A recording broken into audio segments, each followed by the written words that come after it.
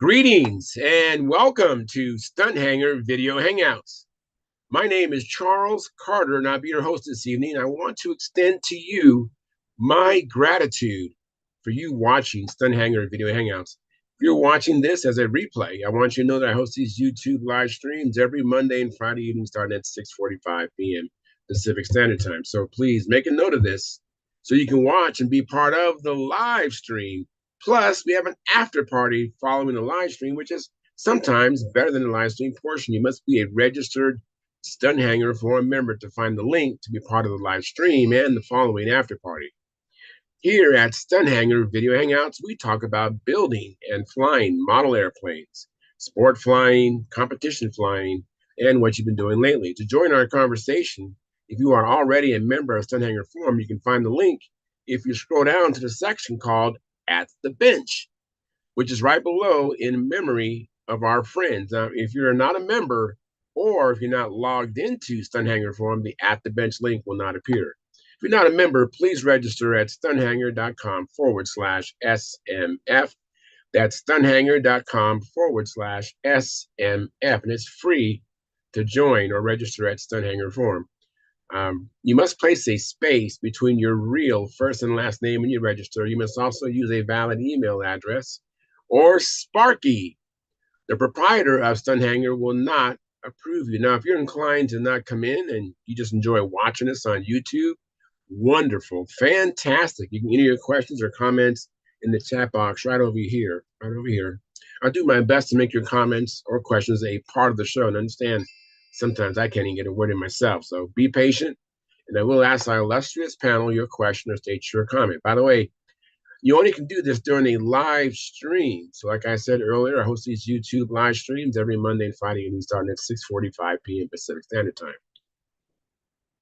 If you find the Stunt Hangar Video Hangouts that I host or the many building videos, contest coverage videos that Sparky does on this platform, informative and enjoyable, please hit the thumbs up, thumbs up, thumbs up, thumbs up. Subscribe, share, comment, helps the Stunt Hangar YouTube channel grow. Please consider joining Stunt Hangar's YouTube channel membership, which started just $4.99 a month, which is less than 17 cents a day. And by the way, I'm a member myself. I have the $4.99 come out of my own checking account each and every month. It's been going almost 4 years, almost 4 years pretty soon. Next month will be 4 years.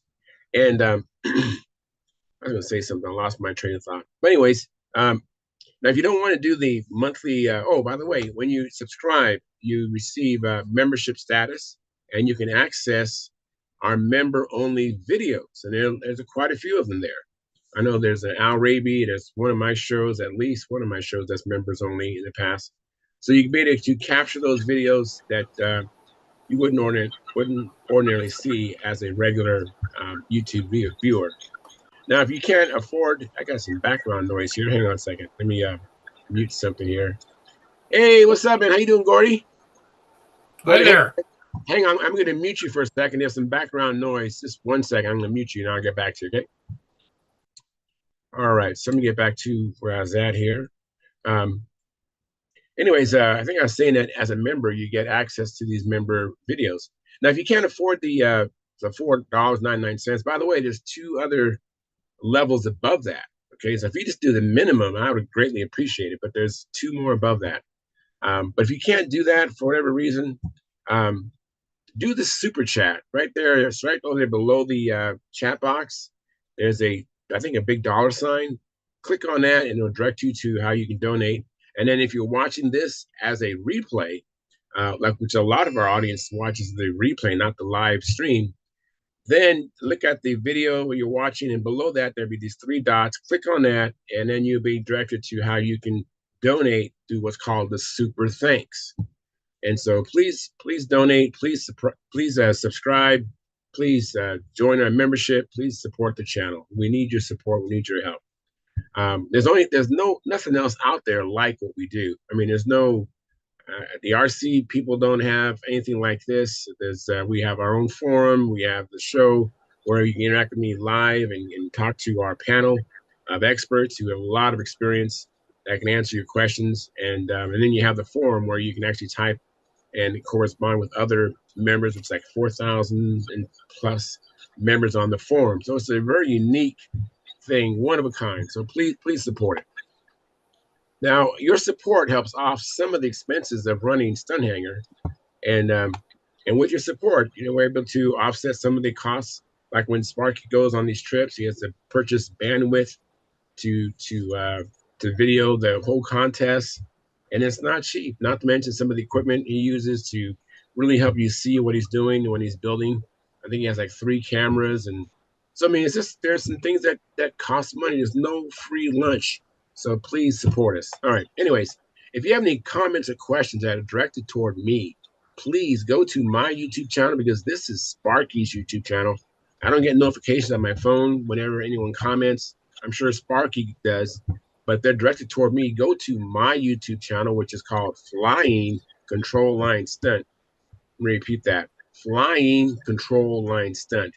And if you would locate the 2019 AMA National Championship video, which is the video with Sparky shot with his video camera of me flying his beautiful and light Junar XL. It was orange back then. Now it's white with orange trim. And if you leave a comment there or have a question, I'll be notified on my phone. Any of my videos on my channel will do that, but I like to steer people to the that video. That actually is a moment I'm very proud of. It was a bucket list day, and for once I actually had a pretty good looking airplane to fly at a contest. So I want to thank you for your past, your present, and future support. You are making it happen. Please keep the conversations family and friendly.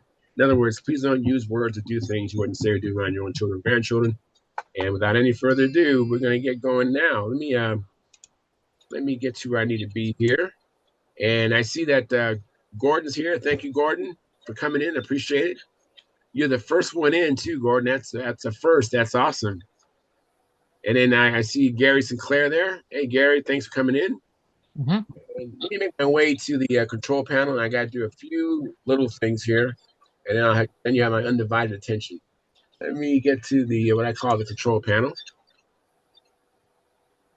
and let me make my way there. Just a second. Come on, computer. All right. Here we go. Let me see. Just another moment here. Hope you guys have been having a good day. I know this is a Memorial Day, and we take a moment to acknowledge all our fallen warriors.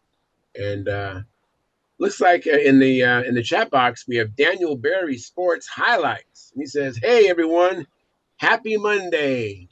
And then Roy Lane, who's a member of our YouTube channel, he says, "Hope everyone had a great weekend, like provided." And then Gary Sinclair, who's in the gallery here, he's a second member of our YouTube channel. He says, "Hi everyone, like provided," and he has a blue wrench. And then now Marcel Legrand just came in. He says, "Hi Charles and everyone at Stunt School. I'm just building my new Pathfinder as it's pouring down outside." All right, well, thank you. Welcome to the chat box, everyone.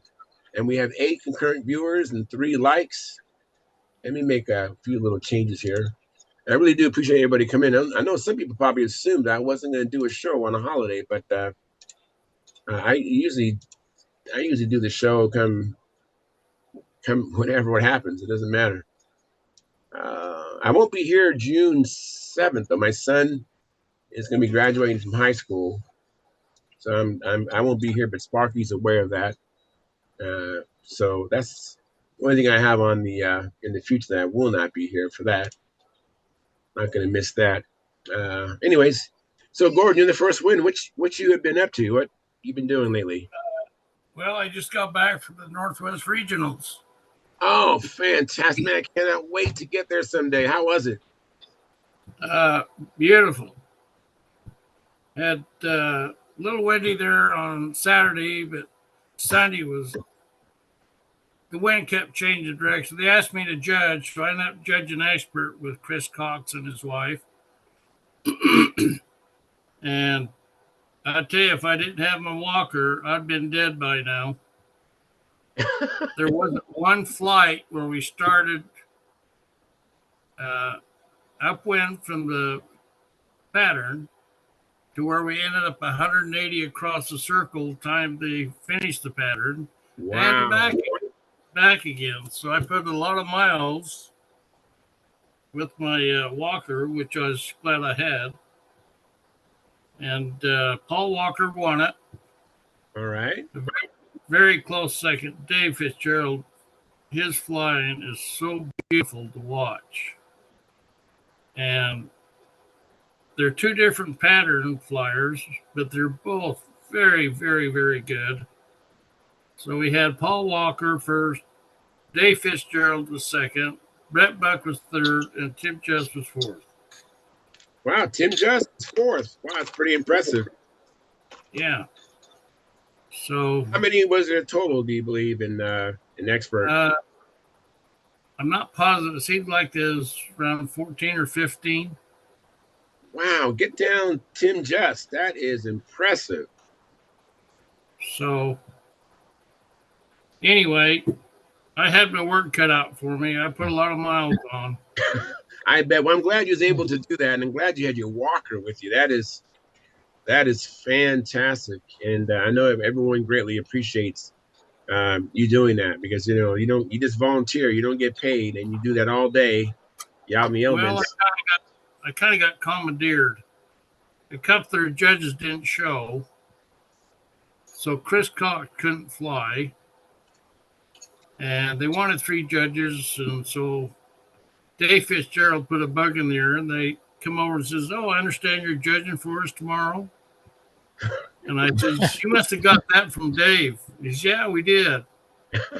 Okay, I'll judge. And they couldn't.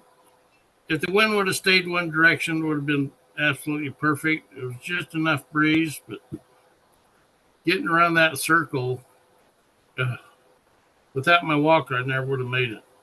Now, did each of the pilots communicate to you uh, how to how we're going to do this? Because you can point, but are you pointing to where they're going to do the maneuver, or are they pointing to where they want you at? I mean, how did you guys communicate that? Was there any Oh, they communication? yeah, they decided that at the pilots meeting.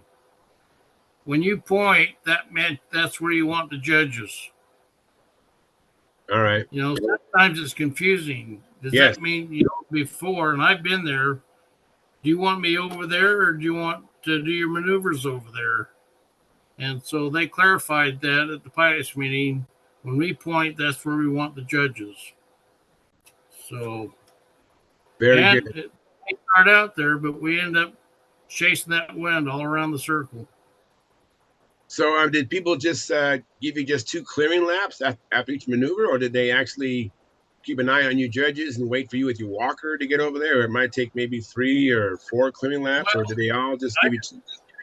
actually, I can keep up with them because I just give a push with my walker and it'd go with 10 or 15 feet. So I can move pretty fast. But they didn't give any extra laps. They just the normal 2 laps. So, and I had to make sure I stopped so I could watch the next maneuver.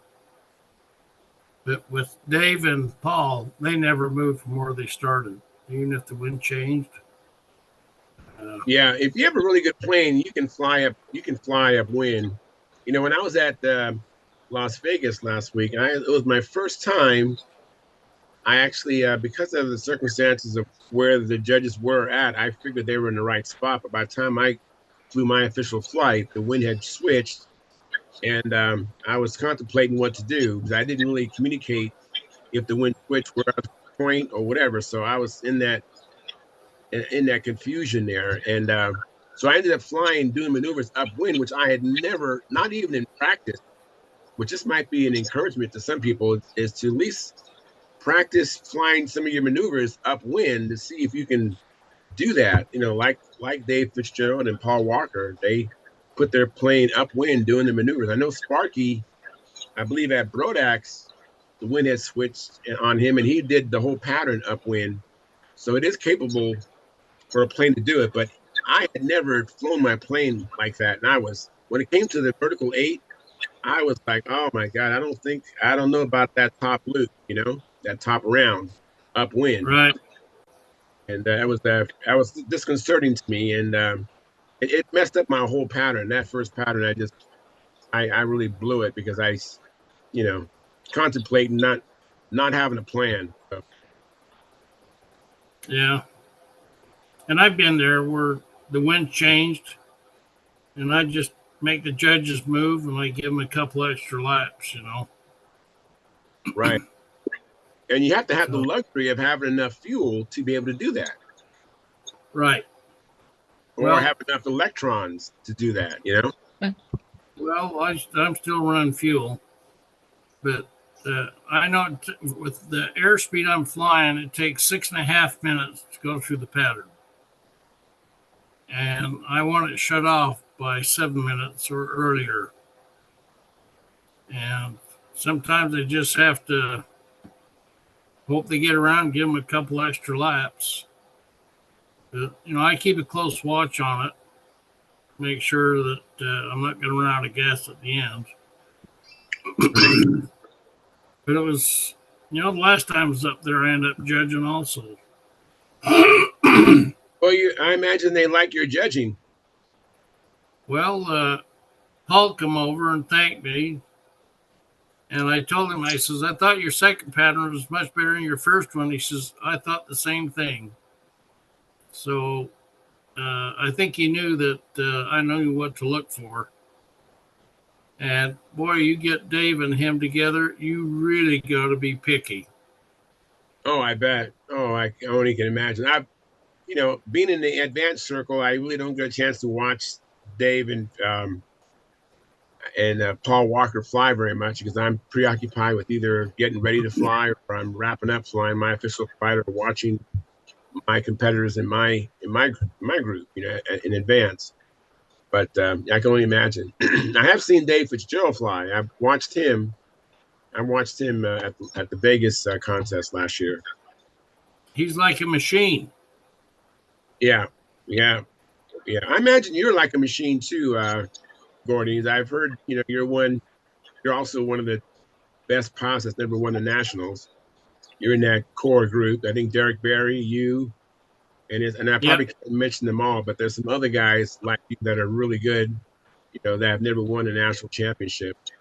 So And I've been close to Dave and Paul when I was flying my Tony.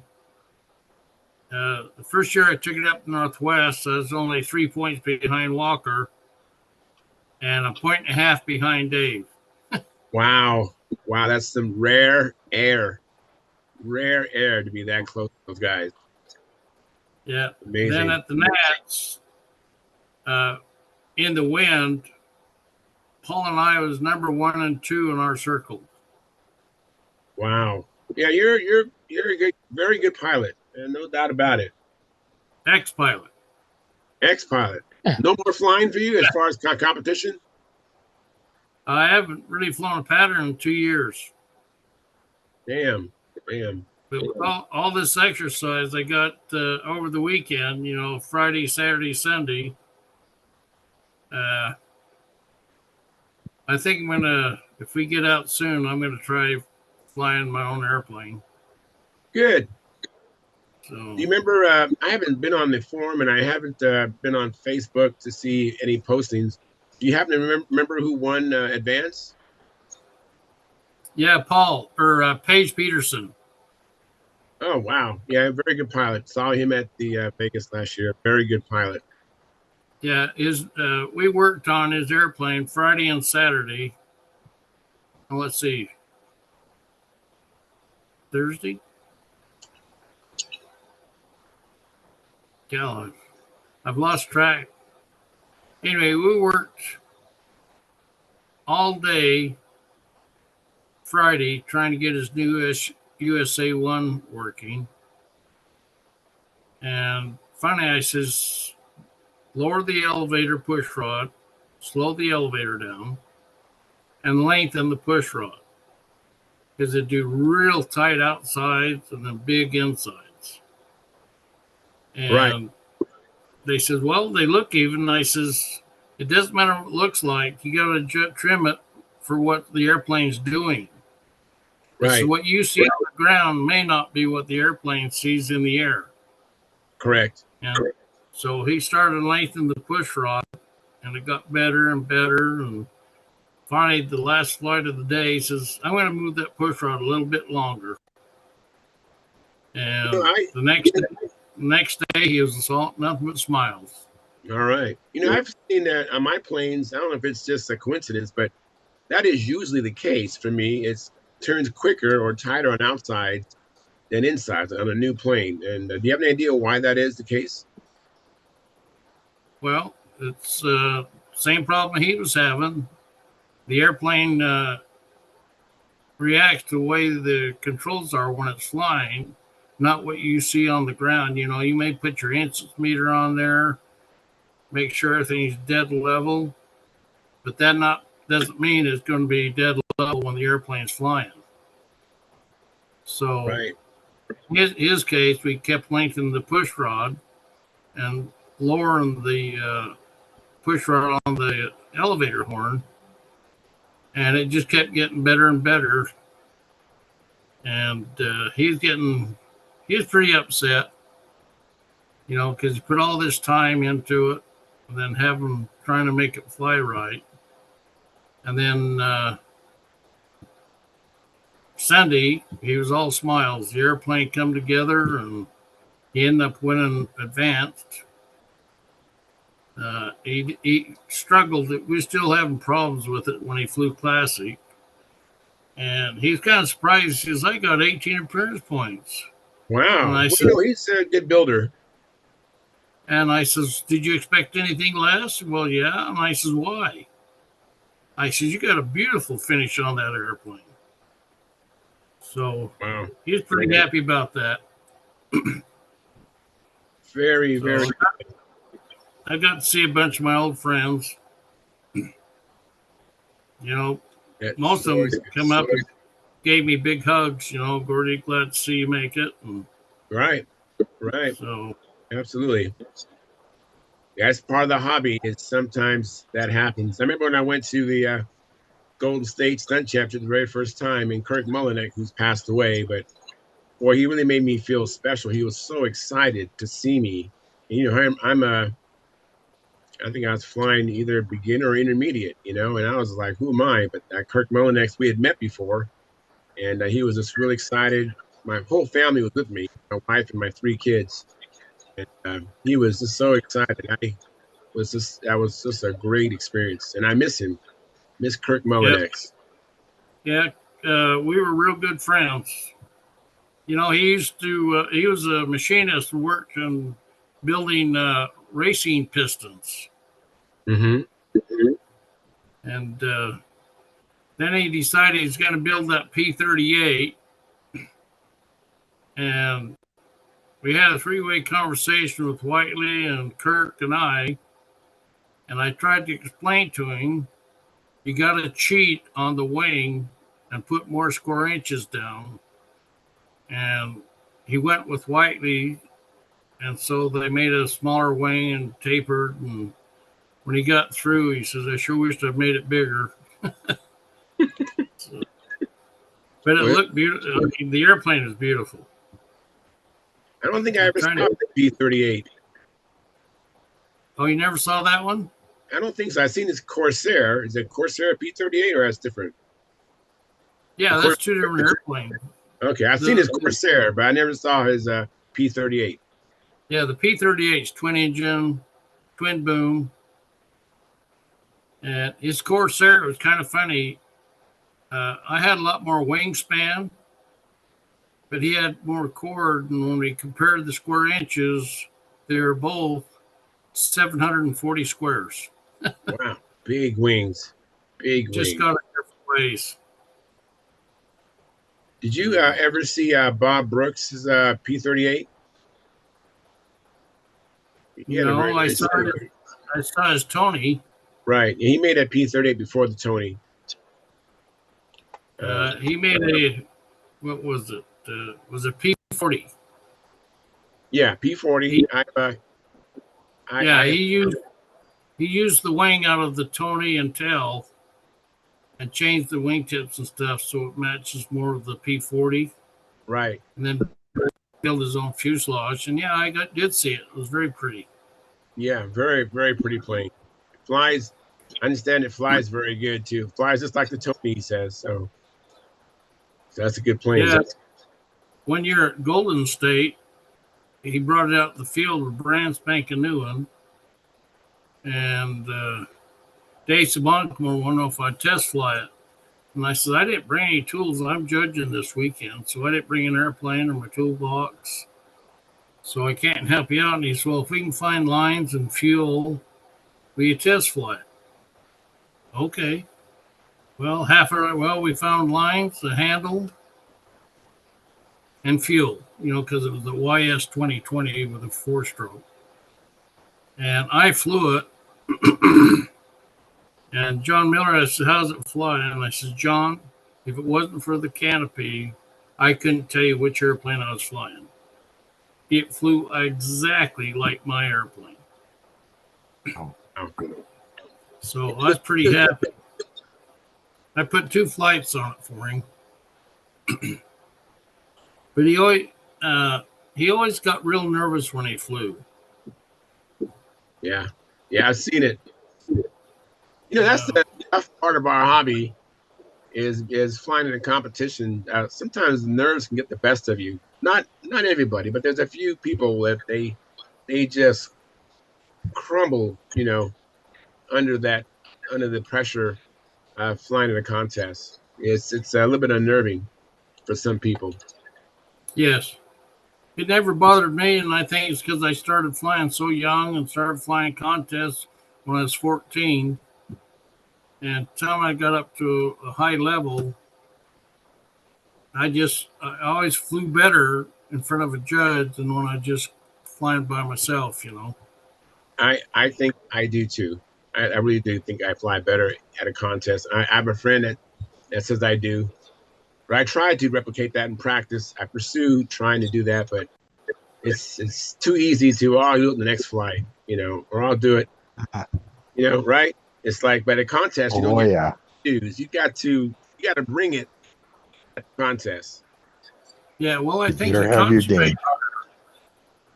game. You pay attention more, and I think you focus better because you're under the gun now.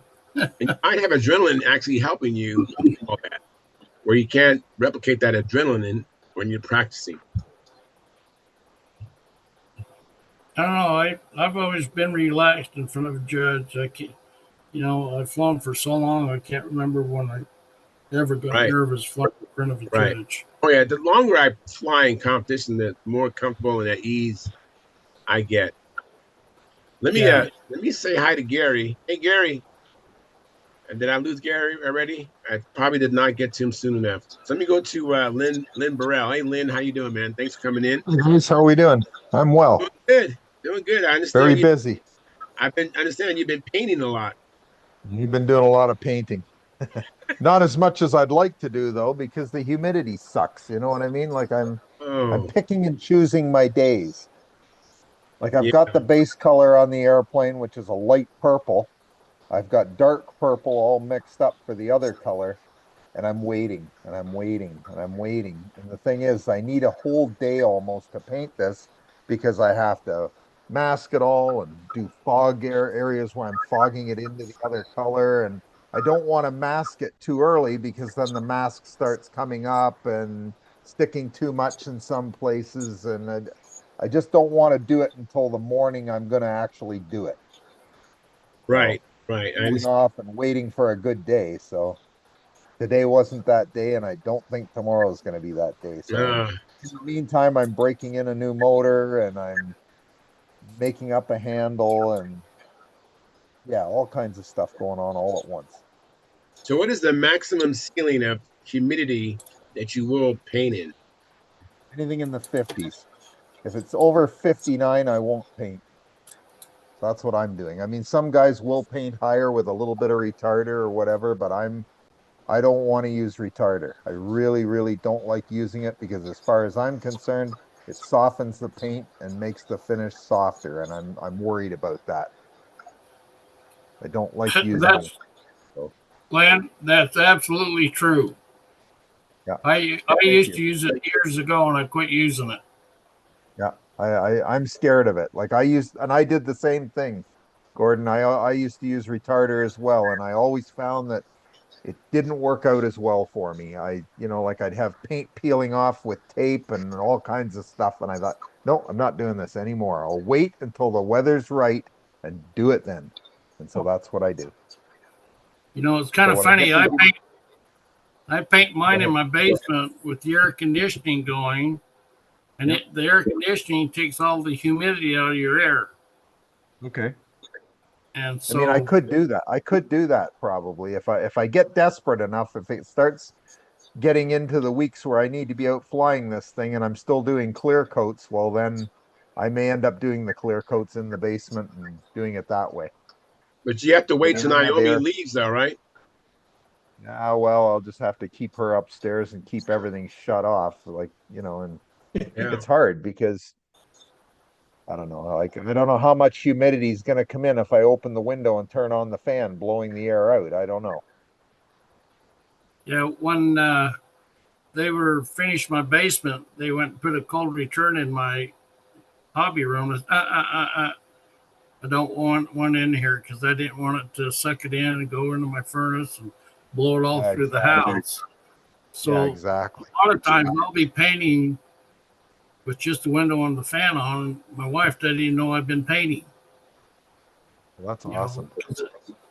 I mean, I guess I could block that off. I could just put something over it so it doesn't suck anything through there with the air yeah, conditioner on. tape I some mean, it's plastic not, yeah, I just put a across plastic the. bag over it and a rubber band. Then it won't do anything there. That's a good idea. Yeah, But I won't do it unless I get down to crunch time and I really have to get this thing done.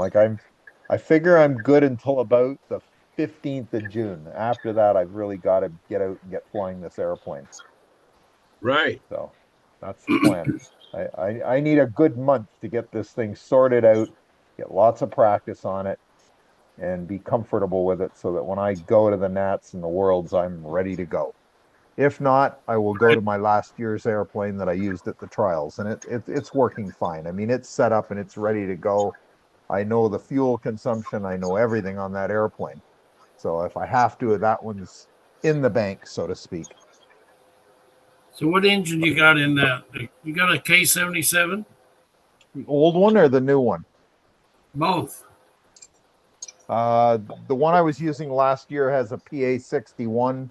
The new one will have a PA 75 Oh, on a pipe, both on pipe.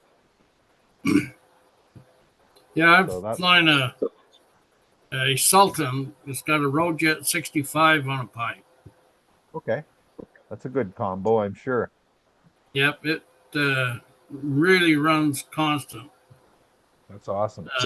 It's one of the I had a pipes that Dave Fitzgerald, Brian Ether made a custom pipe for Dave because of his big motor.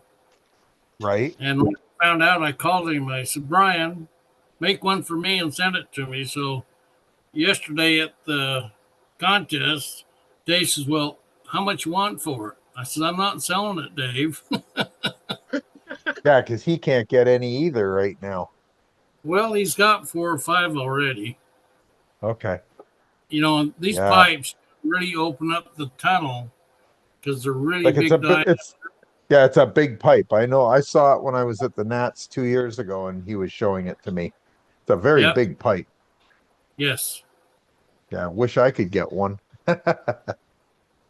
Yeah. Call Brian Ether. Say, pretty please.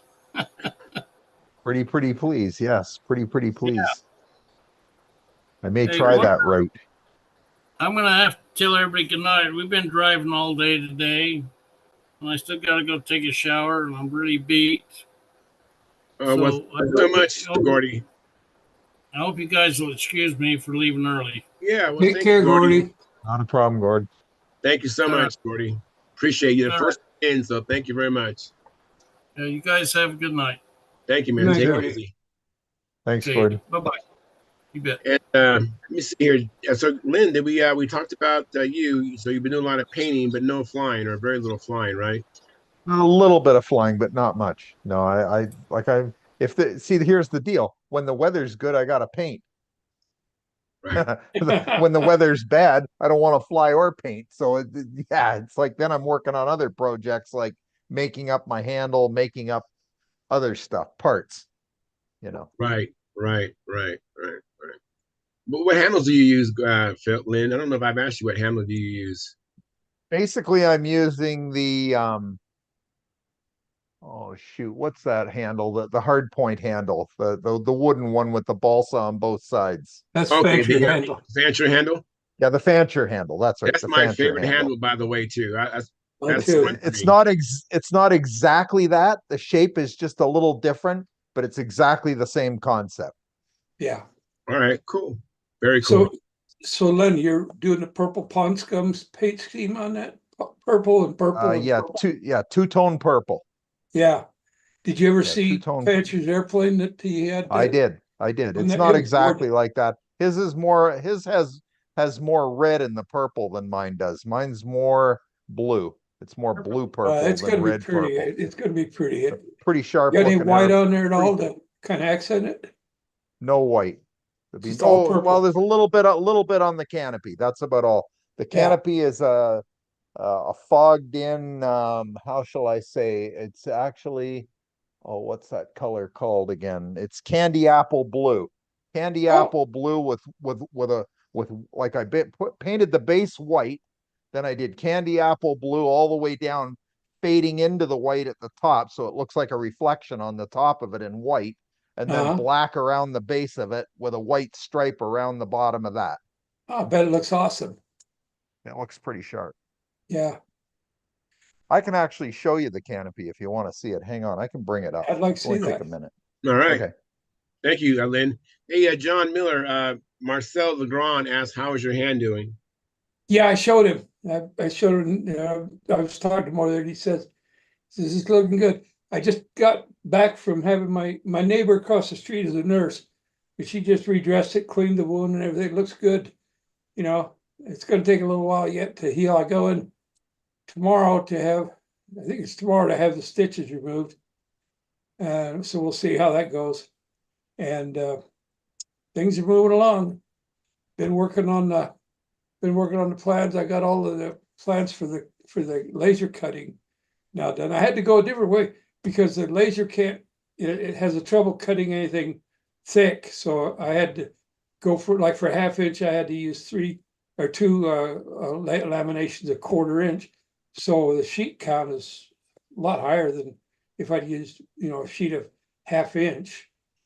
But hey, you got to do what you got to do if you want a laser cut. I'd suggest and this is probably for most kits, the laser kit, get the ribs done, the tip pieces, that type of stuff, and maybe not necessarily, but it depends on how they are, whether you do the bulkheads or whatever. But the rest of it is easy enough to figure out and do. But it's nice to get a rib set because it really speeds your wing building up. So anyway, and I'm thinking about including with the the option of a plywood or formica cut for the root and the tip rib for those who want to use a foam rib. There he is. He's back. Just trying to get back together here. All right. Thanks, Lynn, for taking the time to get your plane and show us. No Oh, that problem. looks There's the nice. canopy. Oh, it looks good. That looks very I'm good. unmuted. It's Yeah, coming along there. You can see the purple now. yeah, yeah. Yeah, very It's coming nice. along pretty sharp. It's So kind of the next really a thing is to violet do there. all the fogging with the dark purple and so forth, and Yeah. should be all right once we get her done. It's a lot of work though. Well, you need to get that finished so you can get out and be practicing with it. We want Canada to make the podium this year. I don't think I'll be hurting too many people. I'm not too worried. Fog it with the I'll- dark purple and outline it with yellow. Ooh, that would look pretty. Yeah, I think I've already got the paint scheme down on paper, so I'm not planning to change it at this point. My wife says I'm only allowed 3 colors, so that's it. I've got the blue, I've got and the 2 colors of purple, and The only other thing is that the lettering will be black, so I'm not allowed too many colors, otherwise it starts to look like a circus, and that's what I've been told. So Looks good. Yeah. anyhow, Looks good. see what happens. Yeah. Hold that up so I can see the fuselage, see what, it looks like you married a couple of designs together there on the fuselage. I don't know if Yeah, you can you see. got, That hasn't you got the got, cowl on it, so it's hard to tell. yeah, but you've got elements from the Cardinal and from the And the Novanta. Navanta. The Novanta, Wendy's Novanta and his Cardinal sort of blended. So I'm calling the airplane Carvanta. Oh, cool. I like that. So that's the plan anyway. Yeah. I like that. Coming Red along. scoop. That scoop looks hot. You got to We'll be see what careful with happens. that, Len. You don't want to think Why is it's that? you don't want people to think it's a company that sells cars and vending machines. Actually, here's a scale drawing of it, of how it's supposed to look when it's done. Oh, Oh, nice. cool. Very So nice. that's what we're working toward. I put one other, you got on the top and the bottom of the rudder, you got a little thin stripe of the purple. I'd morph in one or two in the middle, just little thin ones going back. Right. Well, we'll see what happens. There you All go. right. We'll Hey, just thanks, It's Lynn. gonna we'll look have at good. it. It's gonna look good no matter Thank what. you. Should look pretty sharp. We'll see how Yeah. it turns out. All right, buddy. Thanks, guys. You Much up? appreciated. Thanks for showing it to us. Yep. All righty. So I think we're done with you, right, John? I think you covered I what you've think been up so. to. And then I think so. Stephen Smith from St. Louis. How you doing? Thanks for coming in, Stephen. I'm doing fine. Went to Denny's contest this weekend All on right. Saturday. Had a good time. That field was amazing. They had it cut down and rolled, if you could believe that. Wow. Grass field. And yeah, it was a good time. He had what'd you have, Denny? 12, 14? I think we had 10 pilots and about 14 airplanes altogether. Yeah. There were a Yeah. couple that didn't fly. Steve, what's his name? Jay Williams broke his airplane, so he was entered in two. He had the same airplane for two events, and he ended up not flying one of them. Yeah. Had a And I couple of don't know why mishaps. Vince entered profile, but I don't think he even took it out of the car. I So don't think he did, no. And yeah, we had a folded wing and a inverted landing, mhm. but he was able to put that back together. Oh That yeah, well magician. it was a magician. He just greased the fin right off, made the prettiest inverted landing you've ever seen, if there is such a thing. And he wiped the tail off, put the tail back on. He was the only entry, and he had scores, so he didn't have to fly anymore, but he flew again. So Yeah, yeah, he did. That was great. that was great. I was pleasantly surprised that the wind forecast was a lot worse than the reality. I think Yeah, everybody got their flights, and it was not ideal, but we've had worse. And it was really kind of appropriate as we're doing the awards. We had a big gust come through at about yeah, 25 miles an hour, so it was like, man, we finished just in time. So yeah, we overall, did. I think they had something like 2 dozen over at the RC side of the field. So all in all, a pretty good day. Yeah, So there were some interesting planes flying over there too. It was was it mhm. like a vintage fly-in? It was a vintage fly-in. It was supposed to be for kits before what 1980 or something like that. And so there were a lot of vintage pattern planes, some trainers, and then Keith Shaw, who's the electric scale guru. He always brings in stuff that's not necessarily vintage, but his stuff is just amazing to see. I think he had that mosquito that was buzzing around. It looked really good. Yeah, yeah, I saw that. That was really something to see. Hmm. But all in all, we had I think we had 12 entries last year. We had 10 this year, and I know we lost. Well, John Paris is in Korea, Yeah. And Gabe Alamoff wasn't there, and Don Main from Indy wasn't there, but Bill Durr was, so that was kind of a wash.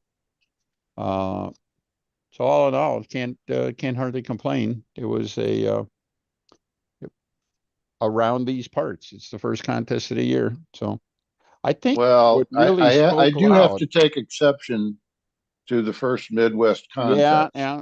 If We if your Midwest is a wee bit earlier, but just a little. what's That yours? was February? that was Sparky's original concoction. He Mm-hmm. it's around his birthday, Mm-hmm. and so last Sunday February we tried to go out, and I wouldn't call it a rust buster though, like you do. That was Yours is a freeze your butt buster, freeze that's your a free, yeah, buster, or right. something like But that. no, Yeah. we really did knock the rust off, I think. Especially me and judging. Got back in the groove.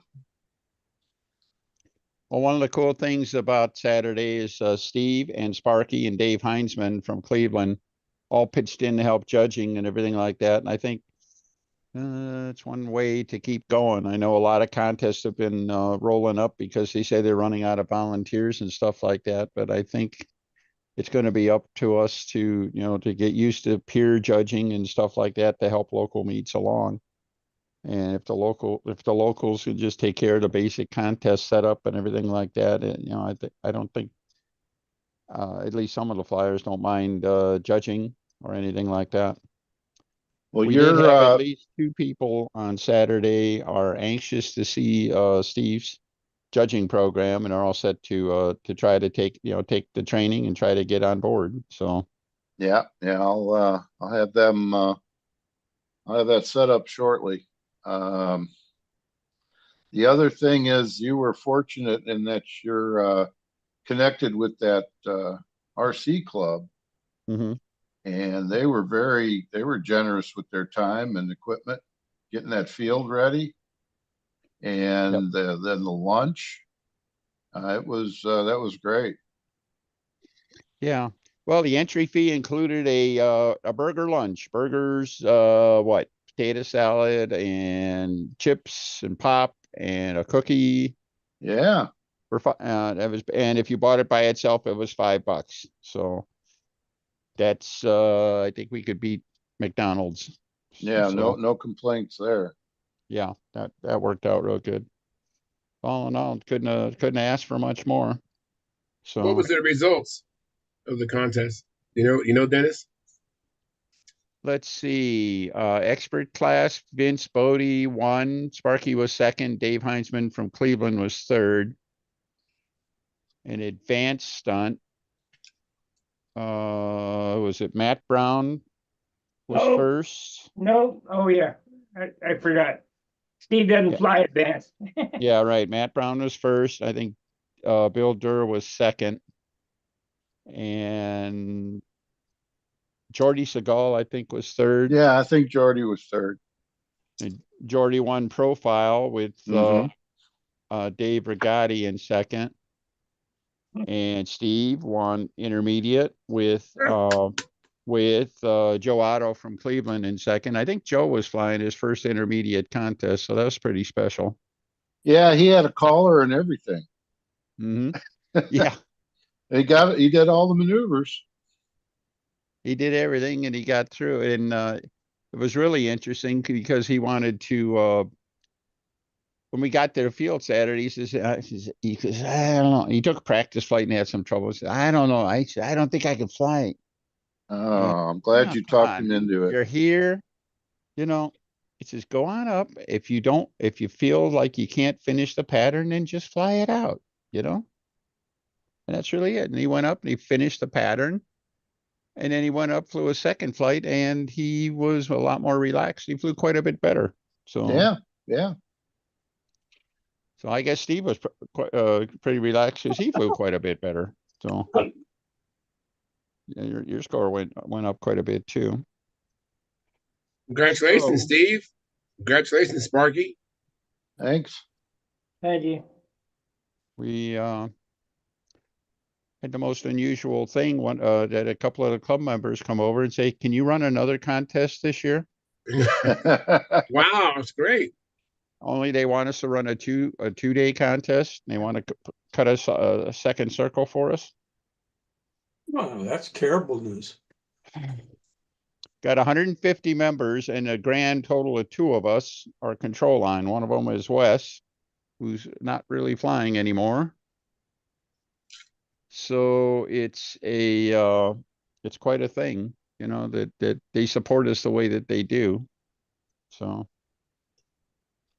Well, I think that's an area that we can. I think maybe Pampa could do some expansion.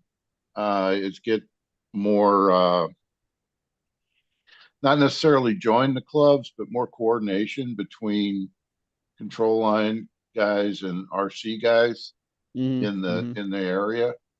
And some of them are coming back. We've had several here in St. Louis drop by the field when we were flying.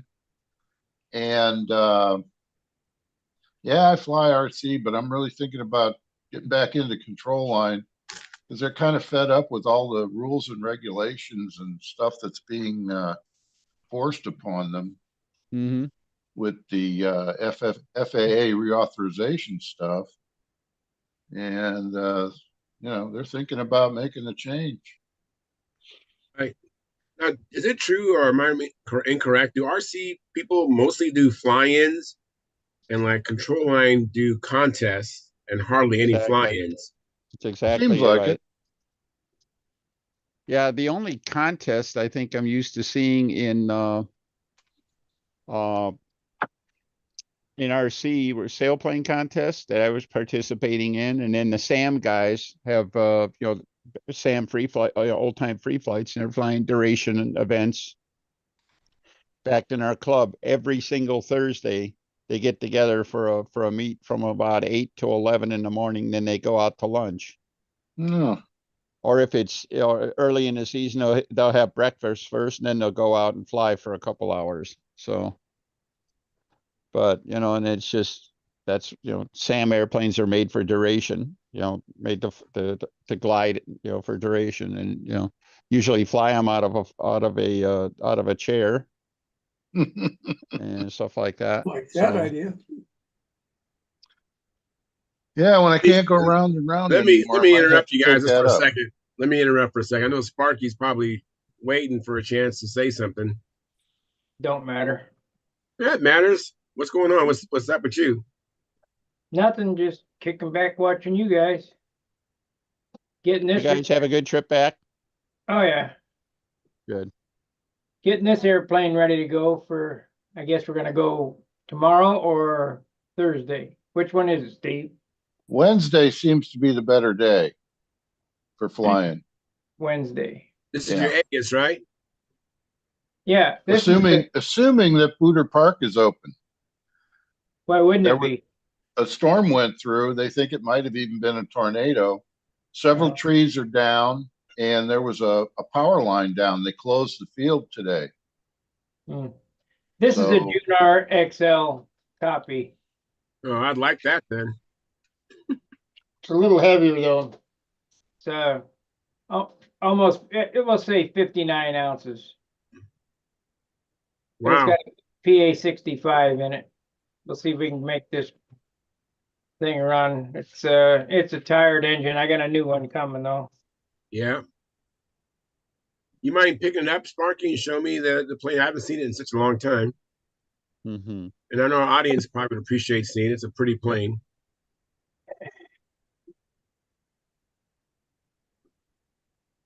Like your hat, Sparky. Yeah, I like yours too. Yeah, I meant to say something, you guys. Thanks for your service. Appreciate it. Hey, I'd do it again. They let me. Look at that. It's beautiful, Sparky. Oh man, that is nice. Wow. Wow. Very sharp. That is nice, Sparky. Oh man, that is That beautiful. graphic on the tail is not a decal, it's painted on it. If you guys go back in the Wow. Top and bottom, beautiful. yeah. And panel lines. I know. I was checking that out.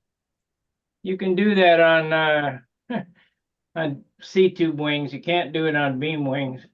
Mm, I don't know, panel lines on a ribbed wing look kind of silly anyway, so Yeah.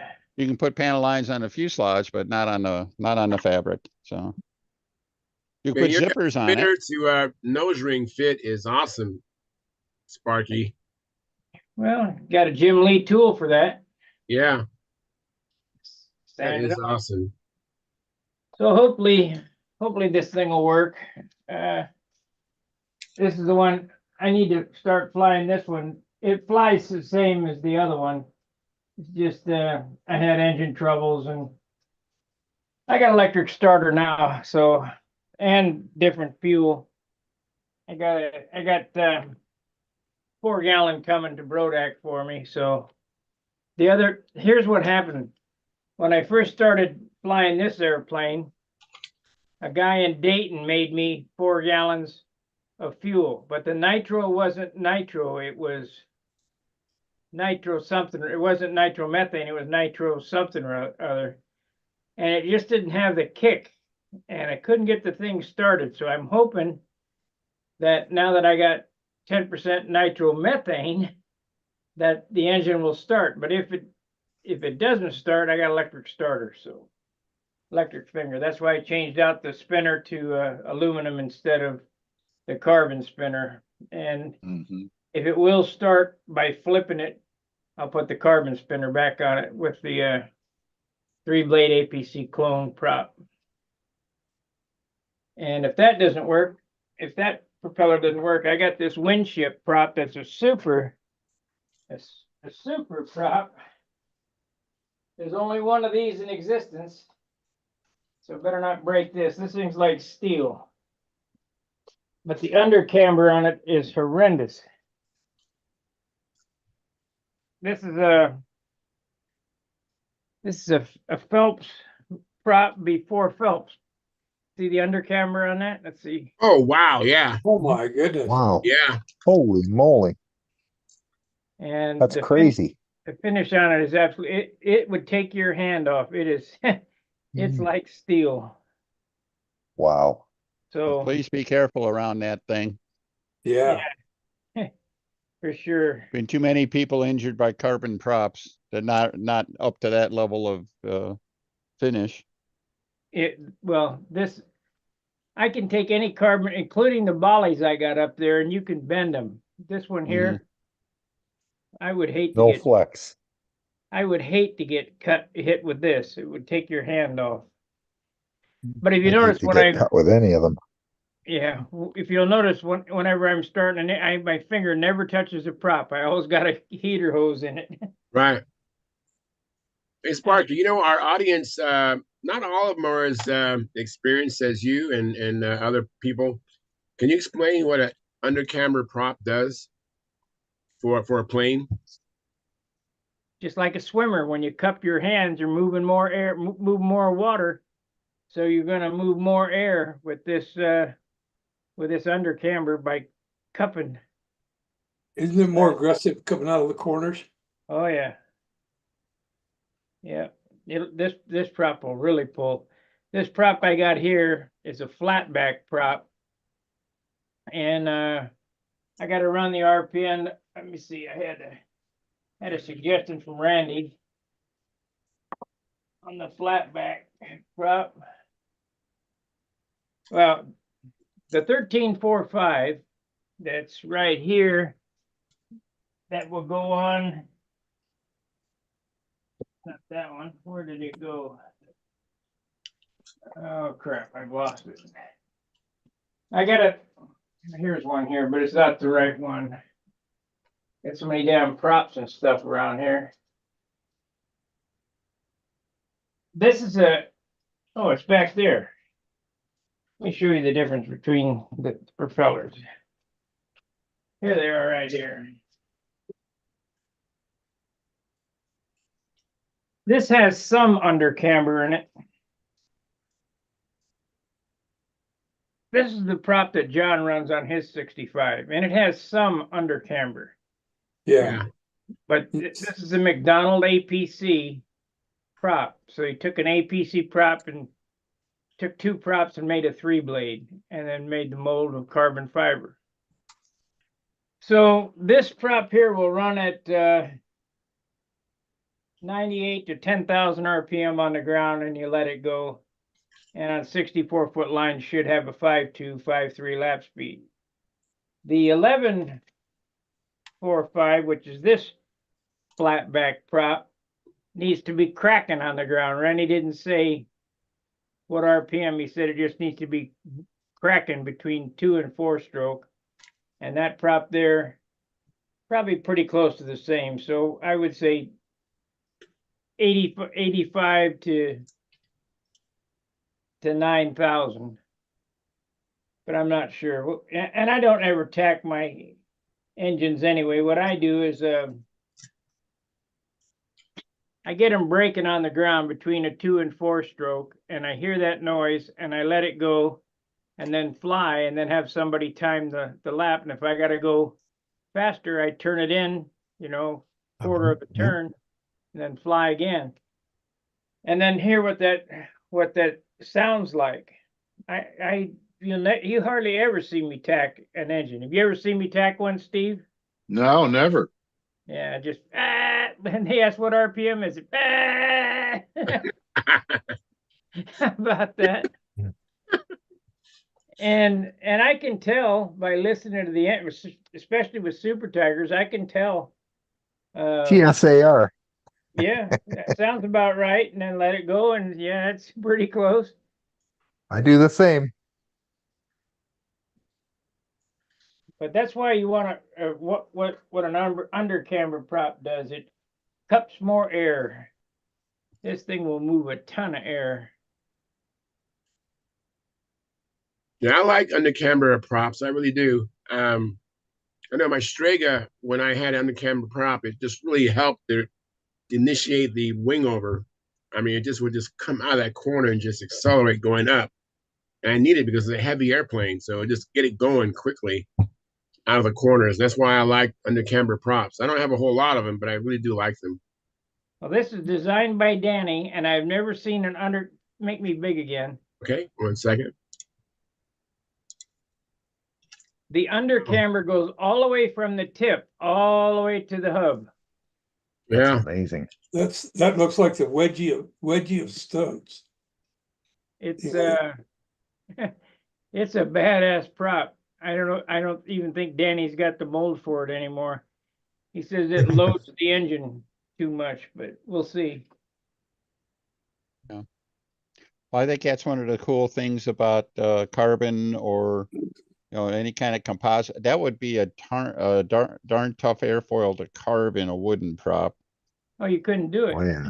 Yeah, you'd have to do some crazy machine carving with it and stuff. I don't know how in the world you get it accurate and everything like that.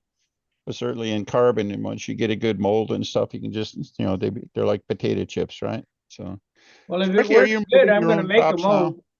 You were messing around with prop molds for a while, weren't you? Yeah, I got a bunch of molds. If this works good, I'm going to make a mold out of it.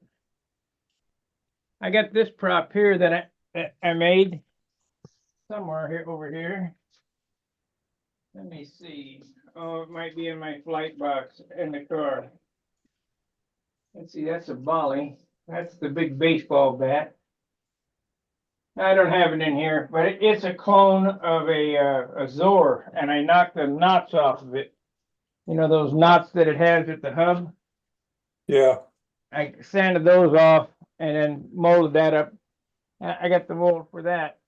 But it was a 4-pitch, and it wasn't quite enough pitch, so I haven't bothered to repitch it. Haven't been flying enough to play with props. right. Everything's been a guess. The what size prop were you running on the Tiger yesterday? 13.6 rev up. 13, okay. The big prop. That motor sounds good, doesn't it? It did. You could definitely hear it chugging away. more of a locomotive than anything else, but Uh-huh. yeah, Vince Bodie had a PA 51 on a pipe that sounded really nice too. So I thought that was a 61. no, it's 51. Yeah, it was kind of screaming. Yeah. Yeah, that how many flights had I had on that airplane this year, Steve? 4?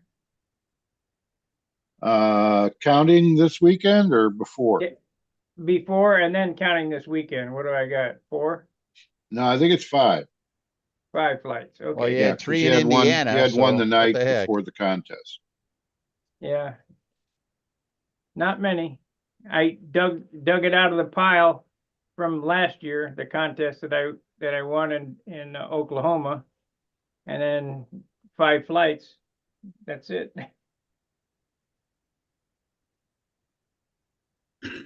Let me see if I can get Caffeine. What's going on with Caffeine? Hey, Caffeine, thanks for coming in. Appreciate it. What you been up to? Yeah, so I just when flying last Sunday, I thought I will share some photos from my flying All right. session. Let me share my screen first. You get your engine run thing going for you on that Yeah, 47? it's perfectly fine now. All good. I Good. really like how Good it stuff. runs. So yeah, can you Yeah, do what you we see my see. screen? What's the So yeah, what's that? what is that blue and white plane? What is that? The blue one is the Seaback, the Japanese ARF that I have, and then the red one is the my flying body airplane. It is Mobas. He scratch built it, and he is a very good builder, I must say. So yeah, we had really good times. Last Sunday we had like 4 or 5 flights each of us, and it all good run until this is my Seaback LA 25, and yeah, I also have found the perfect spot for the needle position, so I always get the engine run perfectly every time I fly. I'm more into remembering the needle position rather than the using the tack now, because sometimes I tack it too early, and then it's I all I get is wrong number. So remembering the needle position is much more reliable for me. So Right. and it happens after the fifth flight. My fifth on my fifth flight it Oh, happened. Oh oh no. no. Oh man, sorry to hear that. Yeah, yeah, I was doing the figure eight, and then I didn't start high enough for this on the fifth flight, because previously on the first fourth flight it was all good, but you know, I just had really long drive the day before. I got home at midnight after driving like 7 to 8 hours, Wow. 300 Yeah. miles. So I started the day feeling a bit unwell, I must say. So on the fifth flight, I was telling to myself, should I do this or not? Because my heart said do one more flight, but it was actually my body was telling me, just stop it, don't fly anymore. Yeah, so Yep. it happened. I had that brain fart moment when it happened. So yeah, Yeah. I should have listened to the body Yep. more than to the heart, you know. Right. Yeah, yeah, Yeah. because yeah, my body was clearly telling me it's enough, it's enough. For flight is enough, but you know, sometimes. We have a saying, you don't ever say I'm going to make one more flight. Right. Yeah. Uh-huh. Yeah, I always say I'm going to do another flight, not this is my last flight. I always Yeah. want Yes. another. Yes. Caffeine on your next airplane Mm-hmm. for your skill level, Mm-hmm. next airplane, get an airplane with some airfoil on it. That there is an old time airfoil. It's the center of pressure is way far back in the wing. It's real thin, so you got to fly fast to create Mm-hmm. lift. So you want a wing that's thicker. Look for a wing Okay. around 2¼ inches thick at the root. That one there is Okay. probably 1¾ inch, Mm-hmm. not that wing. Mm-hmm. Yep. Yep. Yep. But that's a Japanese ARF, you said? Yes. And it's small though, I know, but you got to think. You got to think what can you do to help him fly better, have a better airplane? I agree with you, but it flies out of 25. It's not like a 35 or 40 size airplane. I would say if he got much over 2 inches, 2 inches would be the absolute maximum. I would have him with that size engine. Well, Mhm. bigger engine, bigger airfoil. Right. Yep. Yeah. Yep. Yep. Yep. So, so for this repair, I was just thinking to just squeeze it. Yeah, just put it back. All the yeah, this part Put into it back its together and place. fly it. Uh-huh. So yeah, I think it's very it's not going to be really hard repair, I guess. About a Is half it? an hour. But yeah, I think so. So it's Yeah. can I just twist a bit and then like squeeze it a bit to Yep. because all the fibers are still there. So I think I can just just push it back to Yep. the original place, right? On that leading edge, make sure you back it up with another piece of wood in there. I was See how gonna the Okay. say leading that, edge is brace it. broken? Go between the two ribs with a stick on the top and the bottom and glue it in Okay. real good. Otherwise, it'll break there. Yep. Okay. Yeah, it'll fold if you don't. Yep. Yep. Yep. Yep. All right. Yeah, that's pretty much This, what I it's had been a this. good plane for you though, hasn't it, Kevin? What's that, John? Sorry, pardon. It's been a good plane for you though, hasn't it? Yeah, yeah, yeah. I learned a lot of stuff with this plane. I haven't crashed it since November, I guess, with this plane. So it's been all good. It was just me. Um, yeah, it was just I just didn't listen to the body, Yeah, yeah. I've done Uh-huh. that. I've done that. I'm sure Uh-huh. everybody here has done that. Yeah. And All, a question all, for Caffeine. When you crash, did you all, crash on the outside part of the figure eight, or on the Yep. inside? On the outside. Okay. Mm-hmm. When you was Yeah. coming down, was you bringing your handle down with you, Yeah, yeah. or did, Well, or did you, or did you just give it down and didn't move your hand? no, I was thinking back, I just lost it, when I did that. I did the inside pretty well, and then yeah, I just lost it, I guess. Got ahead of you. Yeah, because even from the first flight I was feeling kind of dizzy because yeah, it's just I was just feeling unwell. So even All right. from the first flight, I wasn't feeling I shouldn't have gone flying that day. But yeah, Well, if you drove 7 hours, you shouldn't have got out of the car and started flying. I agree. Too much. yeah, I just had like 4 or 5 hours of sleep. Yeah, No good. So that's a rough way to go. yeah, uh-huh, Yeah, not enough sleep and too much driving, and you're not sharp. You're yep, flying weary. And when you fly yeah, weary, mm-hmm. bad things happen.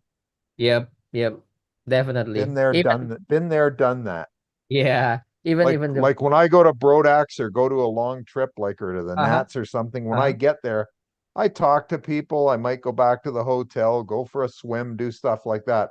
But when I get out mm-hmm, of the car, once I get there, I'm not flying till the next day because I don't Yeah. want to yep, do something stupid. mm-hmm, Just mm-hmm. not worth it. It's a Even great then way to wreck sometimes it's a great way to wreck a trip. even then sometimes you do something stupid, right? Well, yeah, Yeah, exactly. So that's beside the point. Yeah, Hey, lesson learned. you guys, we got like 20 viewers and only 12 likes. Please hit that like button.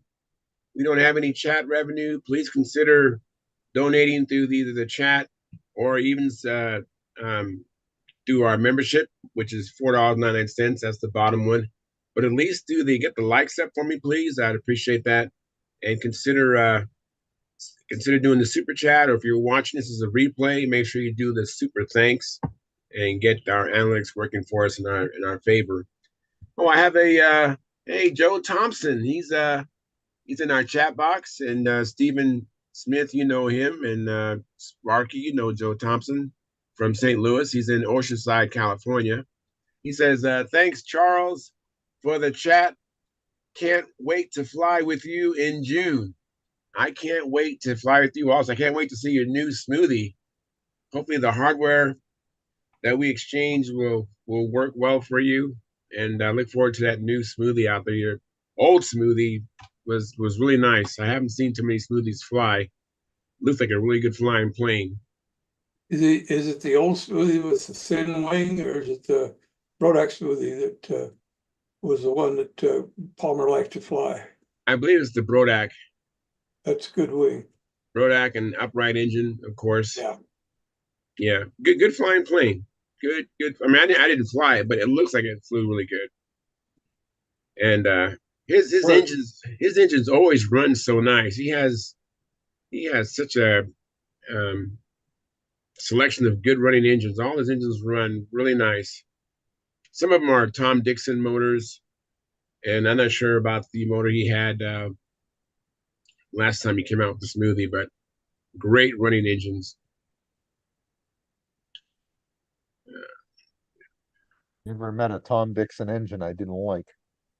Yeah. Man, this is sound. That 4.2 brake is just amazing. He has I think it's a Pathfinder. He came out last month and it had an LA 46, and that thing just was beautiful 4.2 brake, just absolutely beautiful. I've got it. I've got his Stalker 66 that he campaigned the year before. Make it big, Sparky. 1 second. Go ahead, Sparky. What you got there? This is a Brian Gardner ABC Super Tiger I just put together today. Nice. Gonna sell it at Brodak. Oh, very nice. I got enough ABC line. I got 4 ABC liners motors, so I figure I can get rid of one. I was just gonna sell the liner, but I said, you know what? I'll get more money if I put it together. Yeah. Sparky, what's the effect of that liner? What makes it different than stock? Doesn't have a ring in it. It's also makes the engine lighter because it's aluminum, brass, chrome liner. So the liner's lighter, and this will last a lifetime, where the ringed engine won't last for shit. So why doesn't that one need a ring compared to the stock engine? Because the liner is tapered. Okay. And they hand fit the liner to the piston. So the liner's loose at the bottom, and at the top it has a squish angle. And if you turn that slow, you can hear it squeak. It's like it's stuck. That's why you don't want to ever turn an ABC engine slow. You know, flip it through, because it will stick. Yeah, that's the way to go with ABC liner. And hopefully he's gonna make some more. Any idea why they went with the ring in the first place? They didn't have that technology back then. Ah, okay. The metallurgy or the technology? Or both? I don't remember any ABC stuff in the 70s. Okay. That engine's from the 70s. 71, I think, when they 70 or 71 is when they first came out. Maybe 69, I don't know. But they had a 51 let's see, they had it was 3 of them. It was a 51, and then the next one. Now I can't remember. You talking about Yeah. Super Tiger? 56? Yeah, 56. That's right. 51 to 56 and a 60. Right and on. and all in the same case. And they all looked exactly the same, but they didn't have muffler ears back then. So if you got an older one with no muffler ears, that's the early model. And I hate those because you have to use a strap-on muffler, Mm. Yeah. and it's Mickey Mouse. So I try to buy up all the later eared model ones that I can get a hold of. But I got 10 of them, so not like I'm hurting for Super Tiger 60s. Right. Plus a whole box of parts.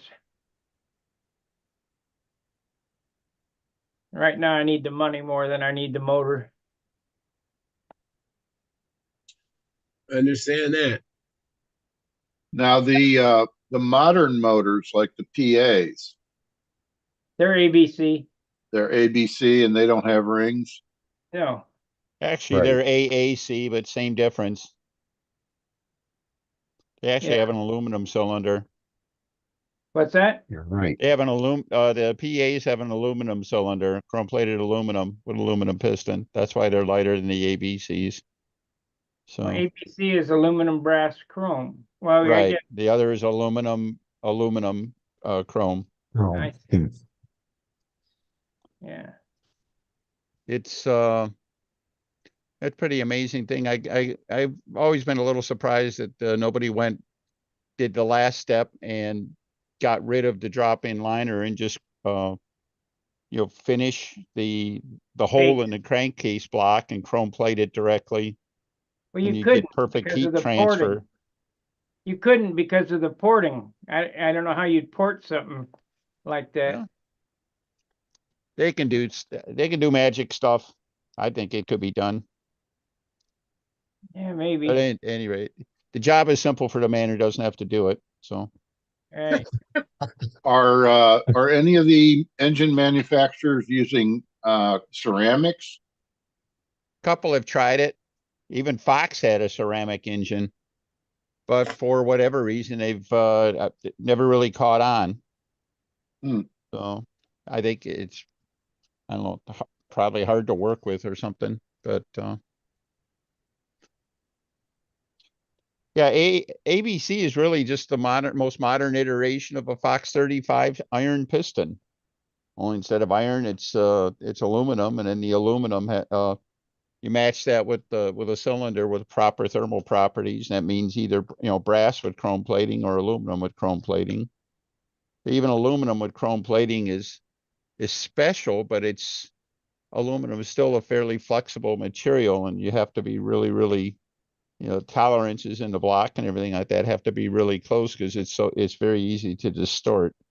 The brass is maybe a little more forgiving, but not a lot. But But that's bottom only line is that plating. lapped engines will give you a better seal than ringed engines will normally.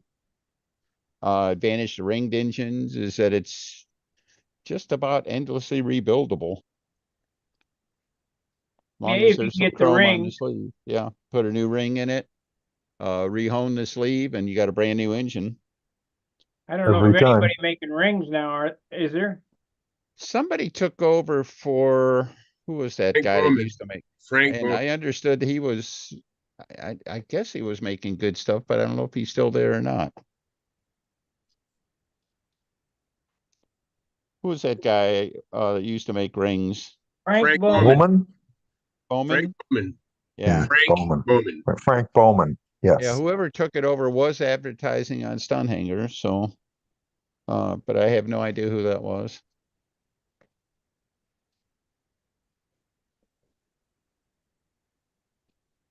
Yeah, I met Frank Bowman at VSC several years ago, and bought a top flight Gieske Nobler off of him.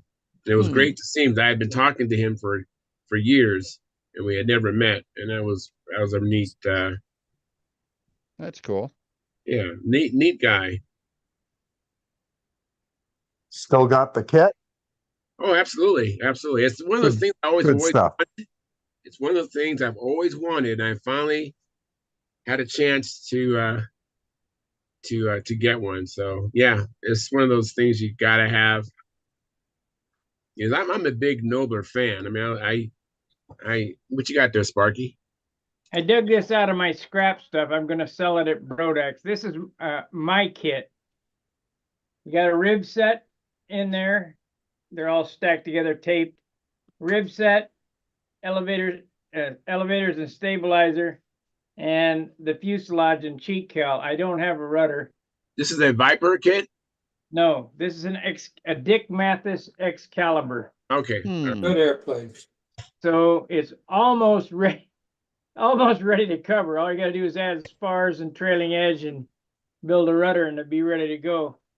I think this should be worth $50. For nice. sure. No doubt about it, Sparky. You gonna take any Viper plans out there, or take anything out there from the Viper? I'm going to take a Viper, but I don't have any plans. They're all on computer. It's all PDF. And no, John, I forgot about you again. I'll try to do better. But I got a bunch of stuff I'm going to sell. I mean, a big box. I'm going to need a hand truck to get it to the trailer. Nice. Wish I was going. And I don't want to come back with any of it. So buy it up while it's there. Right. Sell everything and then sell the trailer. So I know. And you don't reload. oh, you don't have to haul the empty box back. So That's good. That's good. I can't That's afford to awesome. sell the trailer because I can't afford to replace it. Yeah. There you go. That trailer probably doubled in price since I bought it. Oh, it has. Trailers are worth a lot of money now. I bought one for $1,200. I went to Home Depot the other day. I just about died when I saw the price of it. How much?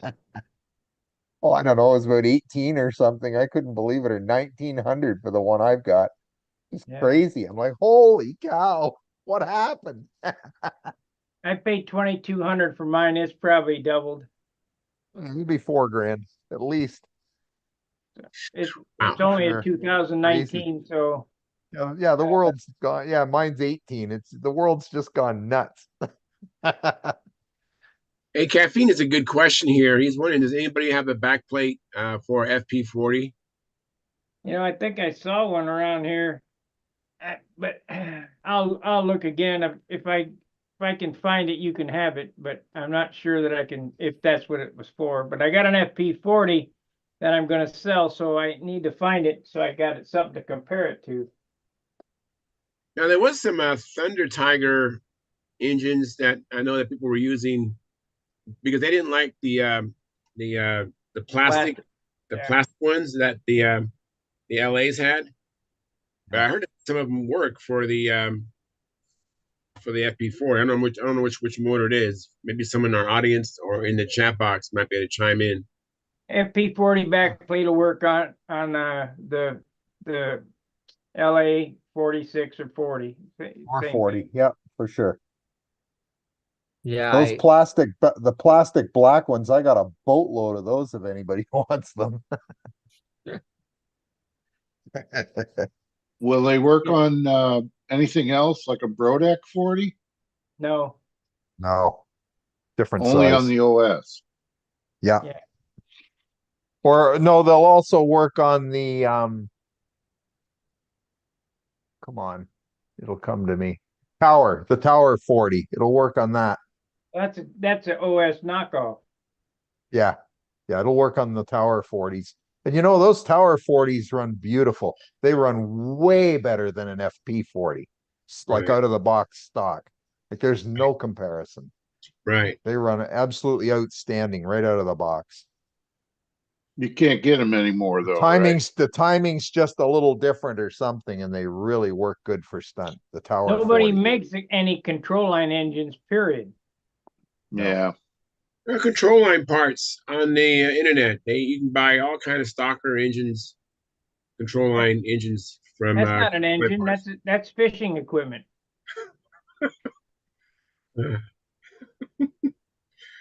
And my Stalker 81 is a very good motor. Just heavy, but very good motor. Beautiful run.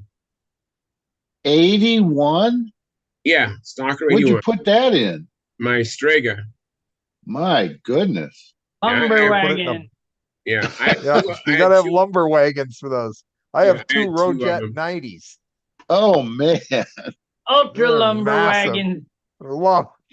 I got a Rojet 90 and an airplane I built. It weighs 88 ounces. It's a Wow. bus. Woo! That's bigger and heavier than anything I have. Oh my God. Does that pull Just your a arm off, bus. Len? Oh yeah. Taking lessons Oh, from yeah. Al Rabe. Oh yeah. It's like critical mass. That's exactly. He You know didn't how call much it that critical airplane mass weighed? for nothing. You know how How much much? critical mass weighed? No, No. how much? 102. Whoa! Whoa. And you know what? I watched the video that Wendy posted today or a couple of days ago with that airplane. And you know what? It flies like it too. It flies Oh, yeah. just like my big lumber wagon. The same deal. Ah. Now my Just Strega slushy in the maneuvers. with the 81 did not pull my arm off. It actually was very comfortable, very easy to fly. Cool. I could fly it all day long and Well, you would had not. 2 degrees motor in thrust, right? No. Just it just No, was he very he comfortable. had the lead outs way far forward. Yeah. The lead outs were probably a Ye- little bit forward. I mean, I adjusted Yeah, the there was a control. now I know what that stick was sticking out of the leading edge. Trying to Oh follow you, man. Lynn. The lead Oh, out there's a stick. way out here. Oh, okay. I'm sorry. Sometimes I don't get everything because I'm watching. I got 3 monitors and I'm not necessarily totally with everybody at the same time. I'm multitasking. So We're just having a little fun at your I expense, understand. I get it. Charles. I get it. I get it. I get it. I totally get it. But yeah, it was No harm intended at all. no problem. No problem. But it was a very comfortable plane to fly. Had the under camber prop, plane would accelerate out of corners, and go over the top. And it was running very low Well, RPMs. And I mean, it ran it I like gotta s- yeah. horseback I the whole gotta say, in time. all fairness, when I fly Wendy's Novanta with the Rojet 90, same thing. I could fly that airplane all day. It does not pull any harder than a 60. Yeah. Bloody beautiful. Absolutely. And mine was a 67 ounces with a 90 in it. And that airplane, I could fly it all day. It's unbelievable. yeah. Not The good. only reason why I'm not flying it is because I suspect that my this is an ARF, by the way. I suspect that either the doubler or the engine bearer is delaminated. You know, so I mean it's just too much vibration now. I can't get a decent motor run. But Right. I have documented no, this is no exaggeration. I don't remember the number, but over 500 flights. So Okay, so here's what you do. You cut the fuselage out of it, put a new fuselage in it, and go flying. You can do it in 2 weeks. Where's the problem? yeah, I understand. But I like my SV11 now, so I would like to Okay, that's have cool. memory lane, but the SV11 is helping me right now. But yeah, actually, that's why I kept the Stregas in storage. I mean, I even Yeah. have another arc. If I wanted to, I could take the fuselage out of the arc and put it in there. Yeah, you could do that too. Build another one half the weight and you'll be happier. Oh, I bet. That's right. No doubt. No doubt about that. Because like I said, I came back from flying your Junar and I had total disdain for my Strega and my Olympic, and every plane I had disdain. Well, I got to tell you, once I got my first light airplane, after that, now I want to make them all light because there's no comparison. No comparison. Absolutely, absolutely. Well, I see I got a couple people give me some more likes. Um, please help our analytics and please do some super chats. I mean, give us a cup of coffee. Do something. I haven't had a super chat in forever. I don't remember them. So please, if you're liking the show and if you're watching this replay, the super chat goes away. So you have to hit those 3 dots and then do the super thanks, and then you'll be led to a way to donate. So please do that. A lot of moving parts to make all this work, guys. Yeah. And come on, if you've been drawing from this stream for a long time, contribute. I mean, if you just started and you're not sure if you like it, I understand, but I Buy know we Charles have. a gallon of fuel. Say it again. I said, buy Charles a gallon of fuel. Yeah, that'd be great. That'll be great. Please support us. Or he's flying an SV-11 that's electric. I'm still flying. I'm flying my stunt trainer. I'm using Glow and. Oh, okay. Yeah, I do. Okay, I gotcha. I Somebody like got to both. pay the electric bill. I like both electric and Glow. Mark Lubin's in the chat box and he says, "Got you like. Thank you very much." And watching tonight, early chemo in the morning. I hope that all goes well with you, Mark. Please take care. Look forward to seeing you again and hearing good results, good progress. Let's see. You know, I had a question, you guys. Have you guys ever done this with a plane? Have you ever tried to see how tight of a loop you can do? Are you curious with your plane? Do you try to see how tight it can turn? Is that something you do or don't do? They don't Good way to score blow me a wing well up. for those. I've done it. Gordon blew his big Pathfinder, full body Pathfinder, the Pathfinder 60. He blew that thing right to all the pieces. He got done with flight and he started doing, I mean, he was doing loops that I know they're bigger than what they look like, but they look like they're 10-foot loops, Wow. 10-foot diameter loops. They were just boom, boom, boom, and then outside, boom, and all of a sudden, bam, and pieces floated down. That was the end of it. Oh, good. Yeah, No. I'd be afraid of a figure 9. Mm-hmm. My theory on that one, Charles, is they're never going to score me on them, so I'll never do any. Right.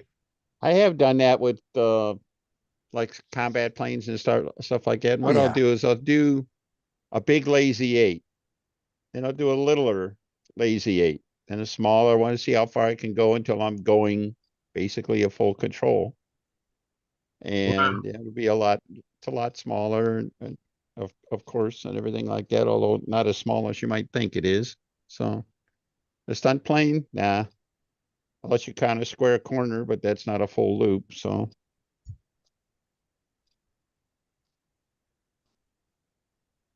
Yeah, I don't like trying to stress them out either. All right. There's enough. They There's take enough. stress. They take enough. Yeah, exactly. They take enough. There's enough Just stress doing what on we the do. airplane and the pilot. We don't need either. Yeah, So. yeah, exactly. Right. Hey, Philip Bailey. Thanks for coming in. How you doing? I'm doing great. How's everybody? We're doing good. We're doing good. You Good missed Gordy. Gordy came in first. Gordy came and went, and Is he all right? Gordy, yeah, he's doing good. He just came back from Northwestern Regionals. He actually was a judge. He judged. It was him and Chris Cox and Joan Cox judging Good expert, gracious. and Okay.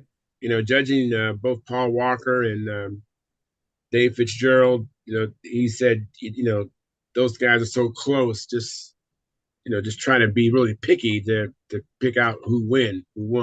It's hard. I watched David and Paul at the Nats last year, and they're up to see. Oh, you dog! Are those They're 12-5s yours. or 12-6s? These are 12.5. 13-6. Those Bring are some to 12.5. Brodak, and I'll buy a few of them.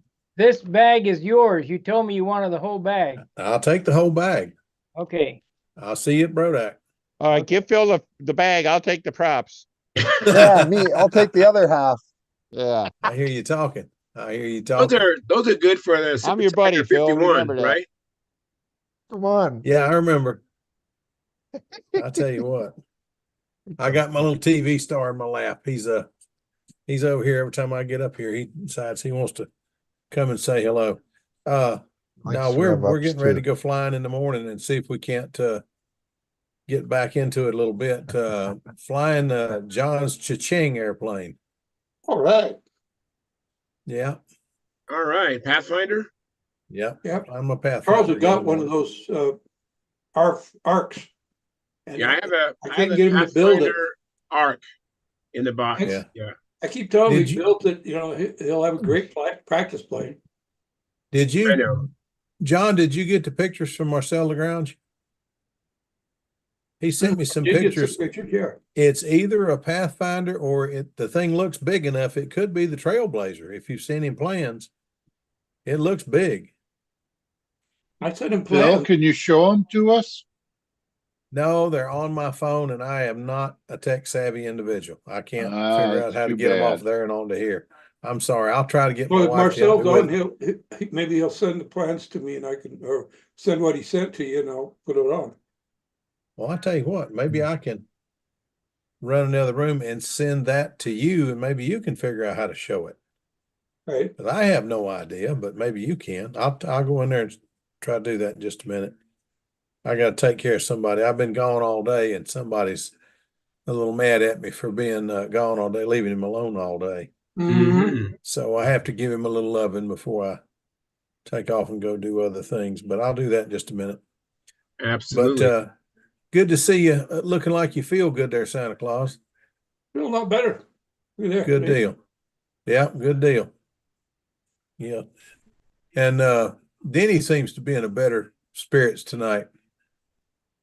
Well, I didn't But- break anything over the weekend, if that's what you mean. So, Well, that's good. How did the contest go? real good, real good. Had two happy customers here that were also happy judges. I think happy. I'm happy as hell that they did it. But we had Yeah. we had a nice day. Field was in great shape. Had a total of 10 flyers and 14 entries. You know, some people flying double events, and had a great burger lunch. Finished at a reasonable hour. His circles. Sounds like are the not- next day What else sucked. do you need? So His circles are not quite as good as Joe Nall, but they're very, very good. Very Wow, good. Joe Nall was like golf grass this year. Yeah, no doubt. Man, I've seen some slick grass, but that place was pretty this year. How much do you think that grass cost him? Oh, I heard Mr. Oh God, I can't think of his name. Pat Harness, No, not Pat. The other guy. Bob. Gentleman that passed away owned Yeah, Bob. Bob. Bob spent $75,000 getting that grass to look like it did. And when that little patch was brown, he was upset. He was going to get them back out there and get them redo it. But I don't think Pat did that. I think that was, well, I know it was because he stood up there and told us he was in the whatever you call the room there, the building. Pagoda. And he was upset about the grass looking like it did the last year that he was there. I You know, he wonder how passed much a away now. pagoda cost him to build. That thing is perfect. It's built like a cabinet. Yeah. Done- Wow. I got tickled. Two of the people that have been there at least 4 years asked me, where in the world is the refueling station for the real airplanes? You're standing next to it. I mean, seriously, that's the tanks right there. Everybody was, oh, I thought that was just, no, that's the refueling station. Gracious. If there fire breaks out around here, you do not want to be near here because that's a lot of gasoline sitting there. Whew. But it My was, wife is determined that we're going to get to that thing. well, She I is tell you what, we'd love to determined. have you because it's a beautiful facility and it's expensive. I You know. pay to get in, you pay I to get know. in, you pay to do everything. But we're hoping, my wife and I are hoping. Now, we're hoping to have a camper next year and go camp it. How many were there this year? Do you know? No, I don't. It was down from the last time I saw you there, but it was not 30,000 terrible. there that year. Yeah. Oh. Well, see, now wait a minute. I didn't get there until Friday, and all I saw was control line. I didn't even go up the hill. Did you go can't- to the barbecue? That's how you know how many people's there. You asked the lady at the Oh, barbecue, how it many was- barbecue dinners did they serve? I don't have any Wow. idea, but it was a ton. It was a ton. But see, Friday, people were already pulling out. I mean, there was a lot of people had already pulled out. So I don't know how full it was the rest of the week, but control line was down. Now, I understand RC was down, but it was because it was so bloody wet. You know, it rained all week. So I haven't been able to talk to Mike yet. I understand Mike and his son took the R3 and we're going to test fly it that week. Whether they got to fly it or not, how it flew, I have not been able to find out yet. But that's a plane that Tom Morris built, and it's a really good looking airplane. But how do they fly? I have no idea. Have not heard a report on them yet. R3, what is that? It's like a GBR3. Was it red, white, and blue? It's That's red and what- white. I don't know about blue. Yeah, that's the one I painted, I bet you. It was painted for It looked just like the world champs Eagers airplane. no. That's you're talking about a Max B. Max B, yeah. Max B. No, it wasn't that. I haven't seen that. This is a R3. It's a race plane. Oh, It was a It's it's a fantasy plane. It Well, that's what doesn't it is, really. exist in full No. scale.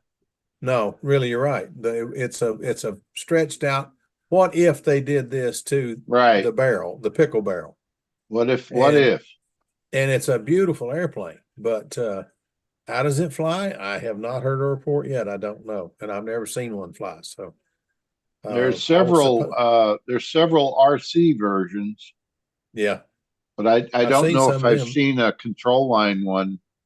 Well, Tom Morris came up with this one himself. It's his own plans, and he builds them, and he sells them. See, Tom's not able to do a lot right now. His heart's No. very weak, and he's going the best he can, and he's just really he's just a first class guy. I think the Yeah, world he of is. Tom. And Was. huh? Was? I'm sorry. I said, no, you said he is just a first class guy. I said he's always been a first class guy. Oh, I thought Right, somebody said right. I thought somebody said was, and I said, oh, don't tell me that. Yeah. No. Okay. But anyway, he's I told him a long time ago I'd like to have one of those, but I don't think I'm ever going to get it because I don't think he's up to it. And I Yeah. understand that, but I would love to see one of them fly. But it's a beautiful airplane. The one I saw was absolutely beautiful, but I didn't get to see it fly. So I Mm. don't know. This one was for Ty Marcolucci. It was Ty his, Marcucci? however you say it. I can't say it. I've never been Marcucci. told how to say it right. But Ty had it and gave it to Mike for his son. And I have not heard how it flies yet, but I would love to. Just like to know how it works. I can't remember the guy in Florida that has one of them, and I haven't heard any reports from him yet either. I judged it judged a contest at least with his son, and we were talking about different airplanes and how well they flew, and we got to that one, and then somebody crashed, and we didn't get to talk about it anymore. So anyway, it's one of those things. You know, Ty But is a chief petty officer on a Navy bird farm for most of his career in the Navy. And I didn't know that. yeah, I know he's a great guy. I've only Well, met yeah. him a few times, but I liked him. yeah. He was a neat guy. Another one I thought was really neat and I never got to meet was Phil Bailey in Florida. He spells his last name wrong, but I don't hold that against him. But his But, first name is wrong. It should have been Bill. Well, yeah. We went somewhere down in Florida, one of the amusement parks, and they had a thing about Bill Bailey, and they had a thing about what was the cartoon strip in World War II? Beetle Bailey. Beetle Bailey. Well, they had one it had this cartoon, this icon thing sitting up. You know what I'm talking about? The thing looks like a cloud that had words written in it. Yeah. You go stand under that thing, and in it says, it's funny. I feel like everybody knows what I'm thinking. And I went and stood under that and my wife took a picture. That is the coolest picture she's taken of me yet. But Very cool. yeah, I want to frame that one and put it up in the living room somewhere. But it's funny, I've got all this camera equipment, and my wife will grab up a camera and pop a quick shot, and put the camera back in the bag. I ought to just carry the stuff for her. She's got a better eye and catches stuff that I just don't see. And I made money doing this stuff. And she's, I think, a better photographer than I am. So I don't know. Often But, happens that way, Phil. I'm telling you, and she thinks she can't take a picture. Yep. She takes 2 or 3 pictures and doesn't like them, and she'll get rid of them. And she thinks it means she can't take pictures. I'm sitting there, honey, I go out with, back in the film days, I'd go out with 36 roll pictures. And if I got 4 pictures that got published, I felt like I was really blessed. So, I mean, it's just one of them things. She goes out and snaps one shot. Better than anything I took all weekend. Oh, well, anyway. Hey, I you don't get know. any painting done? Any painting done? No, I got set up to paint, and the rain started, and the rain continued, and it was supposed to rain today. So I gave up, and we did some other things all day. It didn't rain. Len's I'm going been flying having the first thing in the morning, and when I get back, I've got a doctor's appointment and another appointment. And when I get home from that, the air compressor is set up, the hose is ready to pull out the back. Everything's ready. I'm gonna try to paint tomorrow. Len has had the same problem in Marseille in New Zealand has the same problem right now. It's raining. All like trying to cats paint out and there. can't do it. Can't do it. I feel your pain, Phil. I feel your pain. Yeah. I got everything all ready to go, and it was beautiful. Sun shining. It was gorgeous. The wind wasn't blowing. I thought, oh, it's going to be a beautiful day. It took me maybe 20 minutes in the basement to get everything set up and start dragging everything out and set it on a little table I've got out there. I got a paint stand sitting out in the driveway, and I've got a table sitting beside it. I take all my stuff, put it on the table, take my regulator out and put it on the stand, hook it up, walk back in the basement, drag the hose out there and plug it in, walk back in the house and get the paint and bring it outside because I want it to sit for 20 minutes and neutralize the temperature set up in it. I walked back in the house and grabbed the airplane and walked out. Before I got to the door, I realized, uh-oh. I laid the plane down on the hood of my car, sitting there in the basement, walked outside, and a black cloud has taken over the sky. So I got everything back in the house just as I got the paint and the regulator and the hose back in the house just as the bottom fell out. They were not calling for rain the other day, but we got it. Thunderstorms. I don't know what's going on with this crazy weather. Somebody up there doesn't like me, or I'm not supposed to do anything this year because I wanted to get 3 airplanes painted to take to Brodak, and Brodak's in about 3 weeks. No, So I don't know. You know that shed you put in the backyard? Yeah. You need to convert that over to a paint shed. Well, I gave away a lawnmower yesterday, a riding lawnmower, to make room. That's exactly what I'm trying to do. I'm going to take and put a plastic bag around it, basically inside, so I can make that a painting area for me and for Vicky. She's an oil painter, and she's getting into this, what's his name? The guy on TV that beats the devil out of the paintbrush on the stand. Bob Ross, she can do that. And she's a heck of a painter. She paints better than, well, I can't say that, but I like her paintings a lot. I could show you one right there. That is a picture I took in Maine of a bay with 2 sailboats out in it. She liked it. It was black and white. Well, hang on. Let me let the dogs out. he was pointing at Lenny. Lenny, were you there? No. No. That was a picture that I took. Let me make it big here. Hang on, Phil. Hang on. Let me make a it big. photograph. Let's see here. There we go. And my wife liked it, and she Beautiful. painted a painting of it. So Yeah, help me, this beautiful. looks better than the black and white painting. Beautiful. And Standing. she's done some other stuff that just really Wow. blows my Yeah. mind. She's quite an artist, and she's a heck of a photographer, but she's a darn good artist. And she actually signed it. I got her to sign this one because she was sick there a year or 2 ago, and I was afraid for a while I was worried about her. And I said, I want you to sign that painting. So she finally signed it. And what do I need to sign that for? Well, that's my That's my livelihood. If she didn't think it was too funny, she didn't like that very much. Not at all.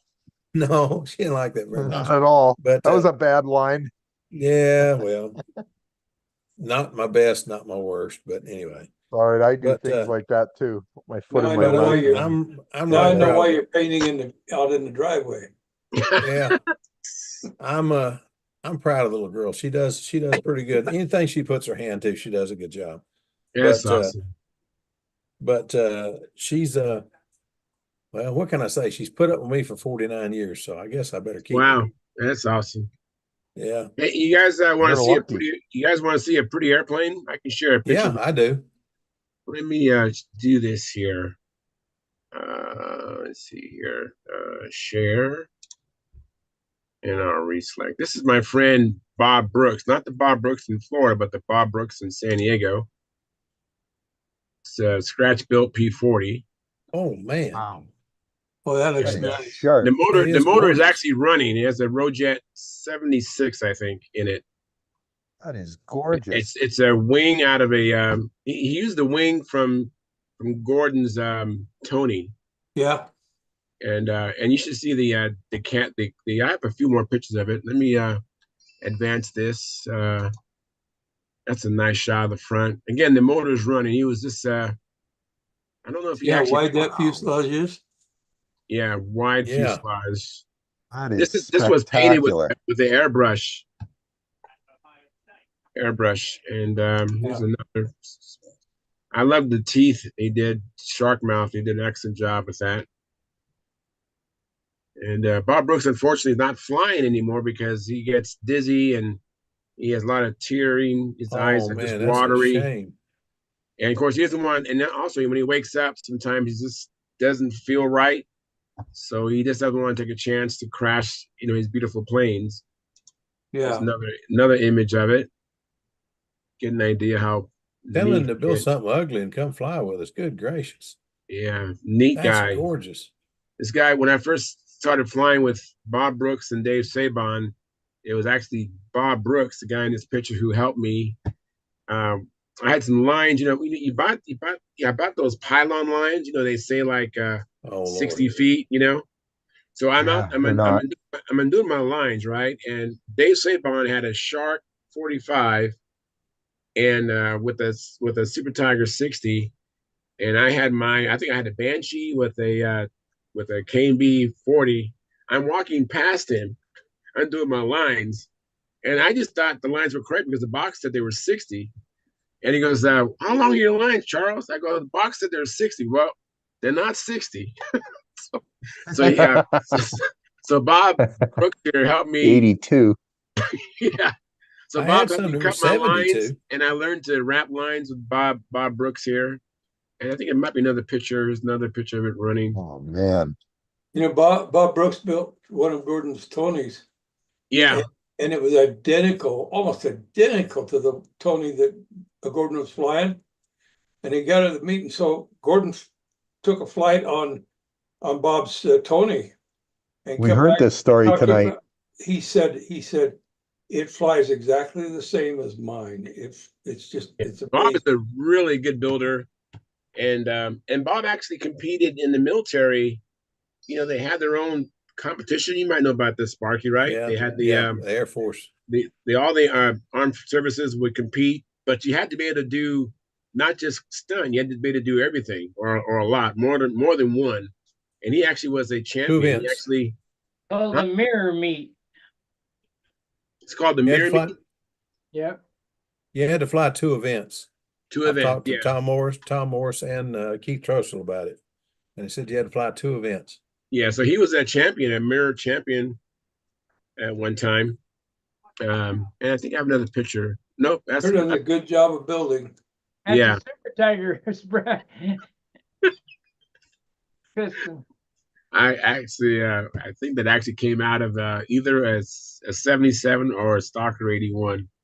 But anyway, I just thought I'd share. I've been meaning to find this picture, and I just came across it. And I wish I would have had it when Gordon was on. Then Gordon would appreciate it. But yeah, it's a plane that flies really nice. Boy, What's sure his looks name? good. What was that, Sparky? What's his name? Bob Brooks. Oh, it's not. I was thinking of Bob Burns, the guy who did the Hellcat and got shafted. Oh yeah, he got burned on that one. Yeah. Somebody to Nats really screwed him over. Well, they had people that were pylon racers, or they're RC flyers, and they flew kind of a speed racing event. It's either pylon or what's the other? Oh, anyway, and they didn't know. They looked for shine.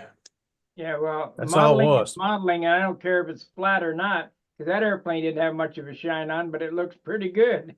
It was Yeah. Yeah, almost flawless. Bob's was flawless. That Hellcat was incredible. It wasn't a Hellcat; it was a Wildcat. And it was looked like flawless. it didn't have a stretched out nose, you know. It looked Uh-uh. like very scale. It even had a trapeze landing gear, and it was scale. Yeah, That thing was incredible, and it worked. yeah. It was What incredible. is a trapeze landing gear? What is that? All right, look, if dig you look down, at it a- had all kinds of little levers and whatever that sucked it back up to the fuselage. If you looked at a Wildcat, if you look at a Wildcat, you know the difference between a Wildcat and a Hellcat immediately, because a Hellcat has a landing gear that folds and goes back. But a Wildcat, the wheels fold up into the fuselage, and there's a hole that goes all the way through the fuselage, and they fold up into it on a landing gear that looks like a trapeze. It doesn't look like a beefy landing gear. It looks like a weak little trapeze. Interesting. And Thank you. the gear comes up into the fuselage like that. And it's just, And the he wheels, modeled all that and got it scale. It was gorgeous. you see the wheels. Absolutely. The wheels don't get covered. The wheels are sucked up, but the wheels are right flush with Exposed, the yeah. fuselage. They're what closes up the hole in the fuselage. And it's just the neatest, it was the neatest airplane, and even had, that plane even had, I wish I had a picture of it handy, but I don't. It even had, before the war, they had little bitty stars on them, and they were much further outboard. And then when the war broke out, they put bigger stars on it, but they were further in. They Well, didn't bother taking the other ones off. They didn't bother painting over the old one, and Ron's was like that. The old one was faded and looked really banged up. Well, the whole plane was weathered, and it had all the ink lines for the panels. It wasn't just ink lines there, you know, for pretty.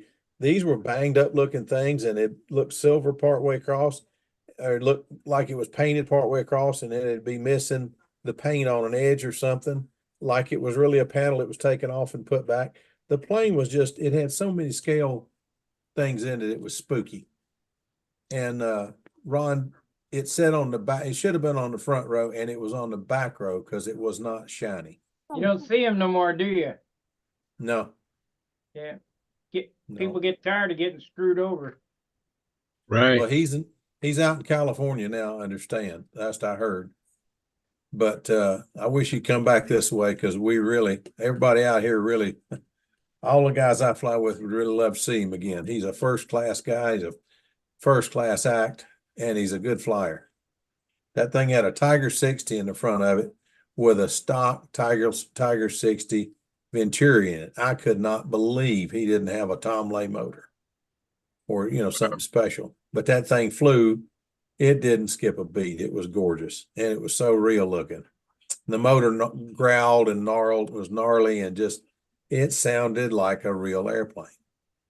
And just the most amazing plane I'd ever seen for the whole thing. Now, I've seen Keith Trostles, I've seen Al Rabies, and they're all amazing. But this one had the sound to go with the everything else, and the echo that came through that fuselage, it sounded like a pickle barrel. It really resonated and vibrated and just sounded wonderful.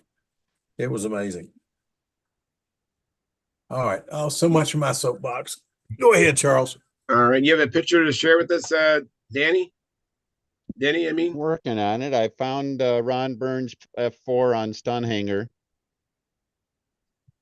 There it is. Oh, wow. That's it. Actually, these things won't blow up any. Yeah, no, they only get so big sometimes. Well, click Well, on the the- link. they Take it must up a have little been bit very more. small There's the trapeze files gear. to start with. Stop. Click on the link. and it'll open up. Right. Or you got to Let's see. download it and then open it. All right, stand Well, anyway, by. Charles, look at that landing Let me gear. mess around I with saw that. it. I could see I it. don't I think got I an idea. don't It's think I can amazing. download it from the share screen. There we go. Pretty small though. That was the most amazing one control line model. It had everything. It was just perfect. Yep. It should have been the front row airplane.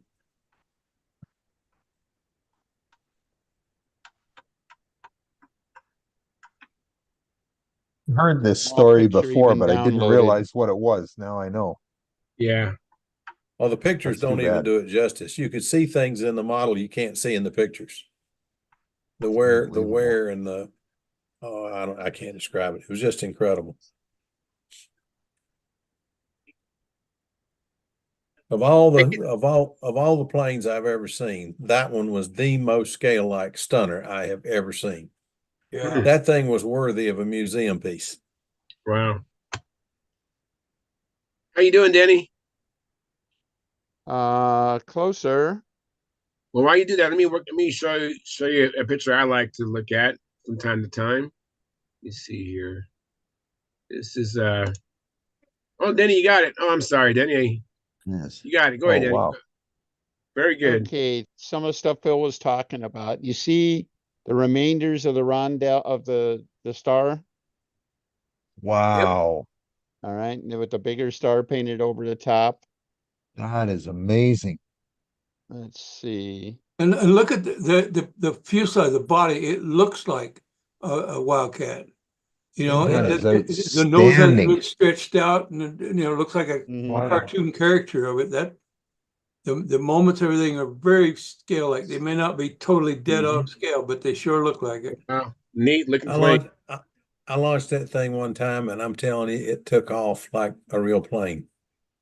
It just come up on the tail wheel came up, and it just lumbered off the ground. It didn't jump. It just lumbered off the ground.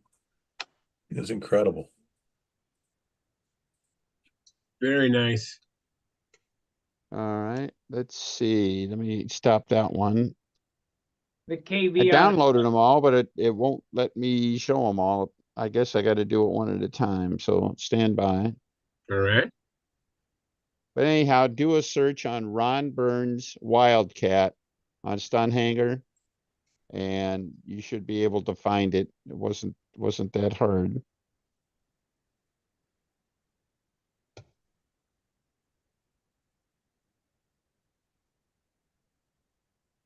But anyhow, don't wait problem for me is, to keep see, I talking. only allow, I think, 1,000 KB, and the guys don't realize how to resize pictures, and they sized them down to 43, so the resolution is really not that good. Mhm. Yeah. John, you keep showing me that airplane, and I'm going to have to build one. Didn't I send you the plans? Yes, you did. Well, I've got. And it's in the stack, but I put a couple of the plans on top of it. Well, And I've got. I've corrected some errors, made some things a little clearer, and I've just been working on that, and I've tried to set it up to where I'm going to be including. I'm going to send out the new set of plans. Everybody got them already, but I'm going to send out small. Right. Oh, here we go. You can print on your own printer the update. Wow. Look at Isn't that that. neat? that'd be That neat. Holy is cow. very neat. Yeah. With that drab color, that looks excellent. And see how the That wheels is suck up crazy. right into there? Yeah, you can see the little Holy. evidence that Phil, there's the rondelles again. Mhm. Holy Mackinac. I don't understand the I'm rondelles. telling you, Why I'm telling you, is one on top of another? Why is that? they didn't have time. It was done There in was a a little war thing zone, called Pearl probably Harbor. on an aircraft carrier. It didn't have time to scrape it all down and everything like that. So they tried painting it and they covered it. You see the new one was much bigger And and brighter. everything like that. And for whatever reason, they put it in just a slightly different location. Later Something on, painted with a mop.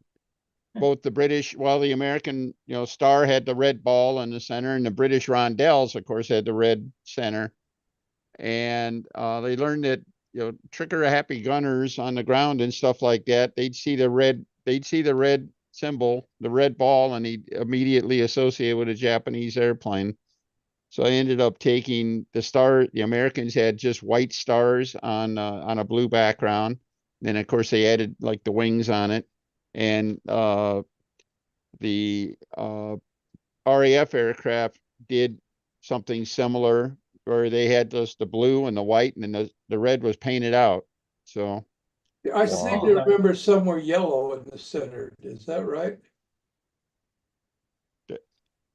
I haven't seen I don't the remember yellow yellow, centered no, or no. anything like that. The other thing is that a lot of the painting was done freehand with a brush. A mop. Yeah. All right, and it was some mechanic laying on the ground, reaching up, painting invasion stripes on the bottom of an airplane, the night before the big invasion and things like that. So Wow, Weren't amazing. that Yeah, accurate? everybody paints them very accurately with tape and all. If you look at one of the real yeah, airplanes, and they had more brush marks than the model did. Let's put it that way. So yeah, Amazing. yeah. Amazing. Let me Something get I this. didn't, something I didn't know, and Tom told me about it the other day. At the start of World War II, the Japanese had the Zeros. Most of them were painted solid orange with meatballs top and bottom, big red balls well, the top and orange bottom. ones were trainers. Yeah, they were trainers. But when the war broke out, they painted the tops of them green, but the underneath stayed orange on a lot of them. Okay, I never heard that. I didn't know it either, but Tommy's airplane, let me get another picture. Tommy's ringmaster was painted up as a Jap Let me make it Zero. big here 1 second. All righty.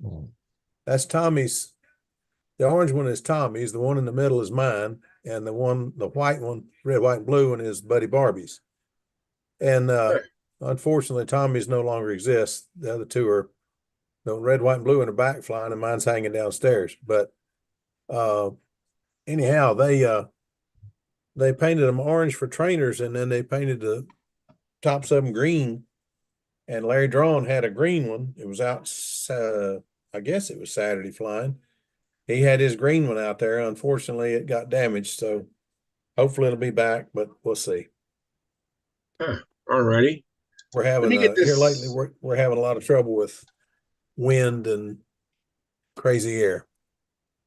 Let me get this comment in before I end the show. I have a comment from Jeff Riley. He's wishing best wishes to Mark, getting ready to go through something similar in a few weeks. So best Oh, wishes to no. you too, Jeff Riley.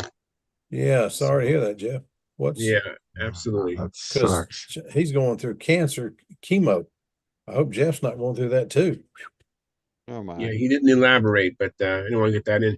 But hey, thank you Yeah. guys for coming in. I really appreciate coming in on a holiday, and thank you for a good show. And hope you have a chance to do some flying or do some building and come back Friday and tell us all about it. So until then, fair winds and tight lines.